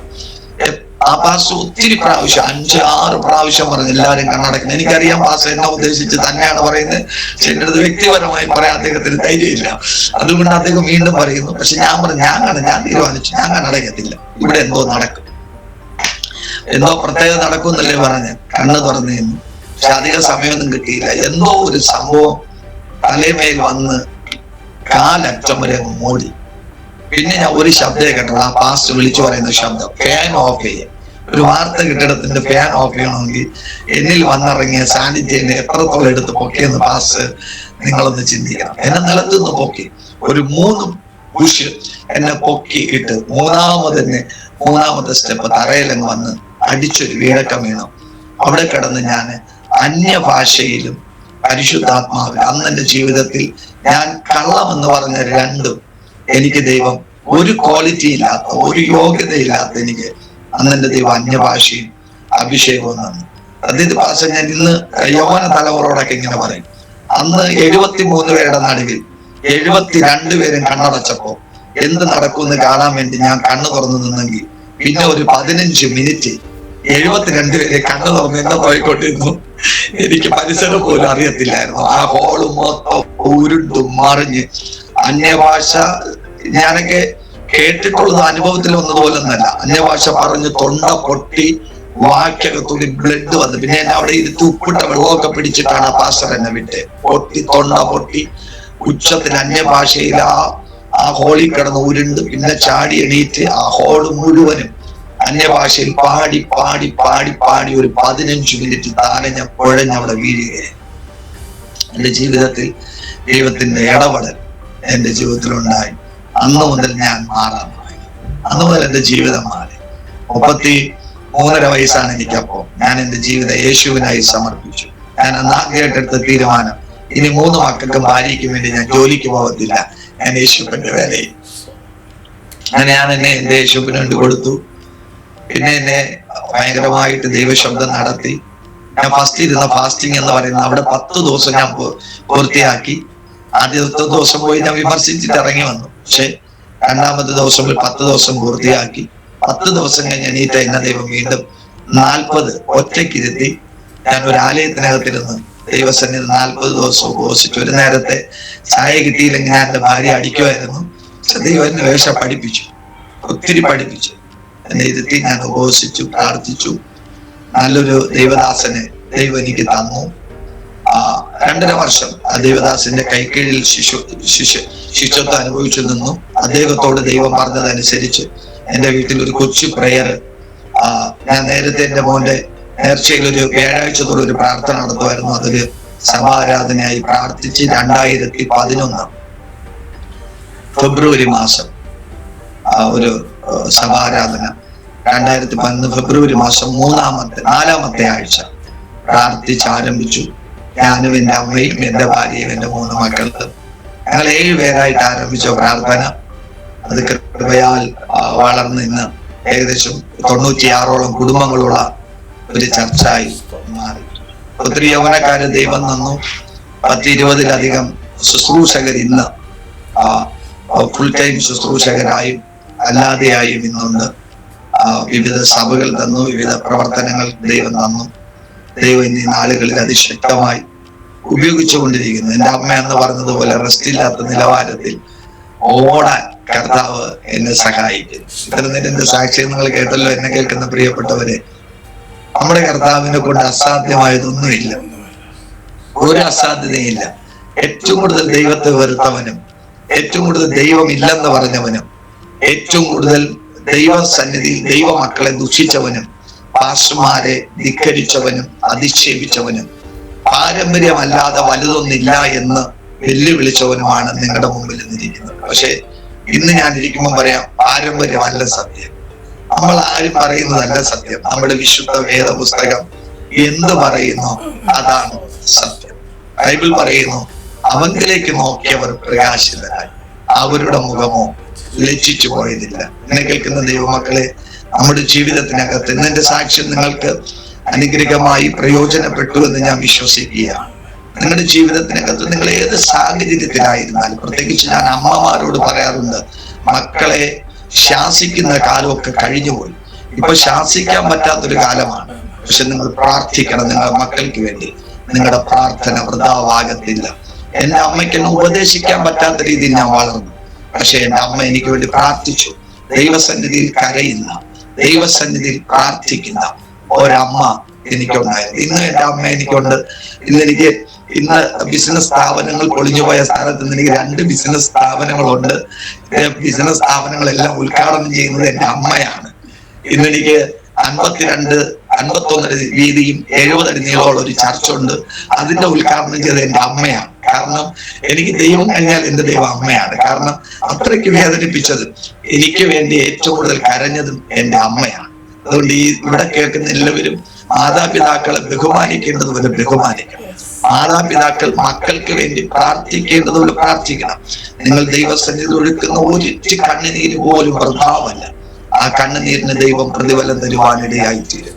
എത്രത്തോളം പ്രാർത്ഥിക്കാൻ പറ്റും, എത്രത്തോളം നിങ്ങൾക്ക് ദൈവവചനത്തെ ധ്യാനിക്കാൻ പറ്റും, അത്രത്തോളം നിങ്ങൾ ആത്മീകമായും ഭൗതികമായും ദൈവം നിങ്ങളെ അനുഗ്രഹിക്കും. ഒന്നുമില്ലായ്കയിൽ നിന്ന് ദൈവം നമ്മെ ഉയർത്തും. ഞാന് എല്ലാം പറഞ്ഞ നിങ്ങൾ ഞെട്ട് 92 ലക്ഷം രൂപ കടം ഉണ്ടായിരുന്ന വ്യക്തിയാണ്. 92. എന്റെ വീടും വസ്തുവും എല്ലാം ജപ്തിക്ക് 7 ദിവസം കിടക്ക വിട്ടു. ഒരു പാസ്റ്റർ എന്നെ നോക്കി പറഞ്ഞു, ഇതേ വസ്തുവിൽ പത്രപരസ്യം കഴിഞ്ഞു, എന്റെ വീടിന്റെ പത്രപരസ്യം കഴിഞ്ഞു, അവിടെയായിരുന്നു എന്റെ കൂട്ടായ്മ, പത്രപരസ്യം കഴിഞ്ഞു, അത് ജപ്തിയാണ്. 7 ദിവസം കിടക്കാൻ ഉള്ളപ്പോ ഒരു കേവലം 4 ദിവസം മിച്ചം കിടക്കുമ്പോ ഒരു പാസ്റ്റർ പറഞ്ഞൊരു പദമുണ്ട്, ഇവിടെ ഒരു 3 നില വീട് ഞാൻ നിനക്ക് തരും. ദൈവം എന്നോട് പറയുന്നു, എങ്ങനെ വിശ്വസിക്കാൻ പറ്റും? പത്രപരസ്യം കഴിഞ്ഞു, വസ്തുവിന്റെ ജപ്തി, ഇനി ഉള്ളത് 4 ദിവസം. പക്ഷെ ദൈവം പറഞ്ഞു, ഇവിടെ ഒരു 3 നില വീട് തരും. ഇന്നെ കാണുന്ന പ്രിയപ്പെട്ടവരെ, ഒരു 3 നില വീടിന്റെ 3ാമത്തെ നിലയും വാർത്ത് അടുത്ത ഘട്ടത്തിന് വേണ്ടി കാത്തിരിക്കുകയാണ്. ആമേൻ. വസ്തു ജപ്തിയായി പോയില്ല, പരസ്യമൊക്കെ പാഴായി പോയി. ദൈവം വലിയവനാണ്. നീ എത്ര തകർന്നു പോയാലും, നീ എത്ര ഉടയപ്പെട്ടവനാണേലും, നിന്റെ ജീവിതം എത്ര പരാജയം എന്ന് പറഞ്ഞാലും, പരാജയങ്ങളെ ജയമാക്കുന്ന ഒരു യേശു കർത്താവ് നമുക്കുള്ളതിനെ ഓർത്ത് ഞാൻ ദൈവത്തെ സ്തുതിക്കുകയാണ്. ഈ ചാനലിലൂടെ എന്നെ കാണുന്ന സകല പ്രിയപ്പെട്ടവരുടെ ജീവിത സാഹചര്യങ്ങളുടെ നടുവിൽ അത്ഭുതങ്ങളെ ചെയ്യാൻ കഴിവുള്ള ഒരു ദൈവമുണ്ട്. വിശ്വസിച്ചാൽ നീ ദൈവത്തിന്റെ മഹത്വം കാണും എന്ന് ആമേ മരിച്ച് കല്ലറയ്ക്കകത്തിരുന്ന ലാസറിനോടല്ല പറഞ്ഞ്, ജീവിച്ചിരുന്ന പെണ്ണന്മാരോടാണ് പറഞ്ഞതെങ്കിൽ, അവർ വിശ്വസിച്ചപ്പോൾ മരിച്ചവൻ പുറത്തു വന്നെങ്കിൽ, ഇന്ന് പകൽ എന്നെ ജീവനോടിരുന്ന് കേൾക്കുന്ന നിന്നോട് ഞാൻ വീണ്ടും അതൂത് പറയുന്നു, വിശ്വസിച്ചാൽ നീ ദൈവത്തിന്റെ മഹത്വം കാണും. ഇന്ന് പകൽ നിങ്ങളുടെ ജീവിതങ്ങളെ മാറ്റുവാൻ, നിങ്ങളുടെ സാഹചര്യങ്ങളെ മാറ്റുവാൻ, നിങ്ങളുടെ അവസ്ഥകളെ മാറ്റുവാൻ ദൈവത്തിന് കഴിയും. ഒത്തിരി അത്ഭുതങ്ങൾ, ഞാൻ എന്റെ മിനിസ്ട്രിയുടെ അത്ഭുതങ്ങളൊന്നും ഞാൻ നിങ്ങളോട് പറഞ്ഞിട്ടില്ല. കേവലം എന്റെ ജീവിതത്തിലെ വ്യക്തമായ തുടക്കം മുതൽ എന്നെ യേശു കൊണ്ടുവന്ന ഒരു വഴി മാത്രമേ ഞാൻ നിങ്ങളോട് പറഞ്ഞിട്ടുള്ളൂ. ഇന്ന് ദൈവം അതിശക്തമായി ഉപയോഗിക്കുന്നു.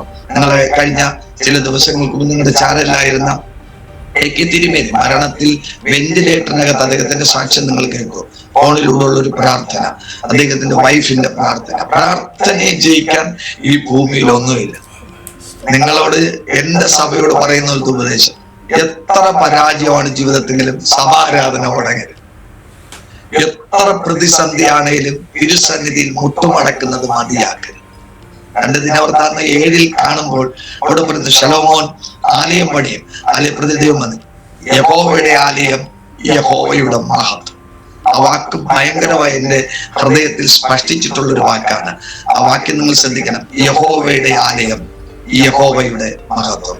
നമ്മുടെ ദൈവസന്നിധി, ദേവാലയം കമ്മറ്റി കൂടാനും കൂട്ടുകൂടാനും അവരിവരും വന്നോന്ന് നോക്കാനുമല്ല. നീ ഉണ്ടെങ്കിൽ നിന്റെ അപ്പനുണ്ട്. ഹല്ലേലൂയ. നിങ്ങളുണ്ടെങ്കിൽ യേശു ഉണ്ട്. ആരും വന്നില്ലേലും നീ ദൈവസന്നിധിയിൽ ഉണ്ടെങ്കിൽ യേശു ഉണ്ട്. സഭയ്ക്ക് അത്രയും വിശുദ്ധിയുണ്ട്, സഭാരാധനയ്ക്ക് അത്രയും വിശുദ്ധിയുണ്ട്, ദൈവ മക്കൾക്ക് അത്രയും വിശുദ്ധിയുണ്ട്. ആ വാക്യങ്ങൾ നിങ്ങൾ വായിക്കണം. 2 ദിനവൃത്താന്തങ്ങൾ 7-ാം അധ്യായം മുതൽ വായിക്കണം. ഒത്തിരി കാര്യങ്ങൾ അതിൽ നിന്ന് ചിന്തിക്കാനുണ്ട്. ആ ചിന്തയൊന്നുമല്ല ഞാൻ പറയുന്നത്. അതിൽ എന്റെ ഹൃദയത്തെ സ്പർശിച്ച 2 പദങ്ങൾ, യഹോവയുടെ ആലയം, യഹോവയുടെ തേജസ്. ആലയം ദൈവത്തിൻ്റെതാണ്, അതൊരു വ്യക്തിയുടേതല്ല. തേജസ് ദൈവത്തിൻ്റെതാണ്, അതൊരു വ്യക്തിയുടേതോ ഒരു പാസ്റ്ററുടേതല്ല. ദൈവസന്നിധിയിൽ പ്രാർത്ഥിക്കുക. നിങ്ങളുടെ ജീവിതങ്ങളെ ദൈവം മാറ്റട്ടെ, നിങ്ങളുടെ സാഹചര്യങ്ങളെ ദൈവം മാറ്റട്ടെ. എല്ലാവരെയും യേശു ധാരാളമായി അനുഗ്രഹിക്കട്ടെ എന്ന് പറഞ്ഞുകൊണ്ട് ഞാൻ എന്റെ വാക്കുകളെ ചുരുക്കുന്നു. ദൈവം നിങ്ങളെ അനുഗ്രഹിക്കട്ടെ. Price the lord. ഹല്ലേലൂയ. അനുഗ്രഹിക്കപ്പെട്ടതായ ഒരു നല്ല അനുഭവ സാക്ഷ്യം ഇന്ന് പകലിൽ കേൾക്കുവാൻ വലിയവനായ ദൈവം കൃപ ചെയ്തു. ഒരുവനെ ദൈവസന്നിധിയിലേക്ക് കൊണ്ടുവരണമെന്ന് പിതാവ് ആഗ്രഹിച്ചാൽ ഏതനുഭവത്തിലൂടെയാണേലും അവനെ കടത്തിവിട്ട് തൻ്റെ വേലയ്ക്ക് ചുമല് കൊടുക്കുവാൻ ദൈവം അവനെ കൊണ്ടുവരും. പ്രിയ കർത്താവിൻ്റെ ദാസനെ കർത്താവിൻ്റെ വേലയ്ക്ക് ചുമല് കൊടുക്കുവാൻ, അനേകർക്ക് ആശ്വാസം, അനേക യൗവനക്കാർക്ക് തണലായി തണുപ്പായി തീരുവാൻ ആ ദേശത്തെ ദൈവം വിളിച്ച് വേർതിരിച്ചതോർത്ത ദൈവത്തിന് മഹത്വം പെടുന്നു. Price the lord. ഹല്ലേലൂയ. പിന്നെയും കർത്താവിൻ്റെ ദാസനെ ദൈവം ധാരാളമായി അനുഗ്രഹിക്കട്ടെ. കണ്ണുകളടയ്ക്കാം, ഒരു നിമിഷം ദൈവത്തിനെ പ്രാർത്ഥിക്കാം. കർത്താവിൻ്റെ ദാസനെ ഒരു വാക്ക് പ്രാർത്ഥിച്ചാട്ടെ. ഞങ്ങളുടെ സ്വർഗീയ പിതാവേ, നന്ദിയോട് ഞങ്ങൾ അങ്ങേ സ്തുതിക്കുന്നു, സ്തോത്രം ചെയ്യുന്നു. അനുഗ്രഹീതമായി നല്ല നിമിഷം ഞങ്ങൾക്കായി ഞങ്ങളുടെ സ്വർഗീയ പിതാവ് ഒരുക്കി തന്ന നല്ല അവസരത്തിനായി സ്തോത്രം. ഈ അനുഗ്രഹീതമായ ഈ ചാനലിലൂടെ ഞങ്ങളെ കേൾക്കുന്ന, ഞങ്ങളെ കാണുന്ന സകല ദൈവമക്കൾക്കായി ഞങ്ങൾ പ്രാർത്ഥിക്കുന്നു. യേശുപ്പ, വചനം വരുന്ന ഹൃദയം നുറുങ്ങിയവർക്ക് യഹോവ സമീപസ്ഥനാണ്. ഇന്ന് പകൽ ആരെങ്കിലും ഹൃദയ നുറുക്കത്തോടെ, വേദനയോടെ, ഭാരത്തോടപ്പ അവിടുത്തെ സന്നിധിയിലായിരിക്കുന്നെങ്കിൽ അവിടുന്ന് അകന്നിരിക്കുന്ന ദൈവമല്ല, അവിടുന്ന് അടുത്തിരിക്കുന്ന ദൈവമാകിയാൽ സ്തോത്രം ചെയ്യുകയാണ്. യേശുപ്പ, നിന്റെ മക്കളെ നീ അനുഗ്രഹിക്കണമേ. അവിടെ ഭാരങ്ങളെ മാറ്റണമേ, അവിടെ രോഗങ്ങളെ മാറ്റണമേ, അവിടെ ബലഹീനതകളെ മാറ്റണമേ, അവിടെ സാമ്പത്തികമായ ബുദ്ധിമുട്ടുകളെ മാറ്റണമേ എന്ന് പ്രാർത്ഥിക്കുന്നു. കർത്താവായ യേശു ക്രിസ്തുവിന്റെ നാമത്തിൽ ഞാൻ ഇവർക്കായി പ്രാർത്ഥിക്കുകയാണ്. ഈ ചാനലിൽ നീ അനുഗ്രഹിക്കണമേ. അനവധി പേരുടെ നിലനിൽപ്പിനും, അനവധി പേരുടെ ആത്മധൈര്യത്തിനും, അനവധി പേർ യേശു ക്രിസ്തുവിനെ അനുഭവിച്ചറിയേണ്ടതിന് ഈ ചാനൽ ഒരു മുഖാന്തരമായി തീരുന്നതിനായി സ്തോത്രം. ഇതിന്റെ സംഘാടകർക്കായി പ്രാർത്ഥിക്കുന്നു. ദൈവം അവരെ ധാരാളമായി അനുഗ്രഹിക്കണമേ. അത്ഭുതങ്ങളും അടയാളങ്ങളും എന്റെ കർത്താവ് ചെയ്യണമേ അപ്പാ. അവിടുത്തെ കരങ്ങളിലേക്ക് ഏൽപ്പിക്കുകയാണ്. യേശുവിൻ നാമത്തിൽ പ്രത്യേക രോഗികൾക്കായി പ്രാർത്ഥിക്കുന്നു. ഇപ്പോൾ എന്നെ കാണുന്ന, എന്നെ കേൾക്കുന്ന ആരെങ്കിലും രോഗികളായിരിക്കുന്നെങ്കിൽ അവിടെ മേലെ യേശുവിന്റെ നാമത്തിൽ അത്ഭുത സൗഖ്യം വെളിപ്പെടട്ടെ. പ്രത്യേകാല കണ്ണുമായി സംബന്ധിച്ച് ആ രോഗത്തിന്റെ ആസക്തികളെ ഞാൻ യേശുവിൻ നാമത്തിൽ ശാസിക്കുന്നു. പരിപൂർണമായ വിടുതലുകൾ, പരിപൂർണമായ സൗഖ്യങ്ങൾ, എല്ലാ രോഗബന്ധനങ്ങളും, അസിഡിറ്റി പോലുള്ള രോഗത്തിന്റെ ബന്ധനങ്ങൾ, ക്യാൻസർ പോലുള്ള രോഗത്തിന്റെ ബന്ധനങ്ങൾ യേശുവിൻ നാമത്തിൽ മാറട്ടെ. കുടുംബ തകർച്ചകൾ മാറട്ടെ, അസ്വസ്ഥതകൾ മാറട്ടെ, അസമാധാനങ്ങൾ മാറട്ടെ. ക്രിസ്തു യേശുവിന്റെ സമാധാനം സകല ഹൃദയങ്ങളിൽ വ്യാപരിക്കും. സകലരെ ഞാൻ ഒരിക്കൽ കൂടെ അനുഗ്രഹിച്ചു പ്രാർത്ഥിക്കും യേശുവിൻ നാമത്തിൽ തന്നെ. ആമേൻ.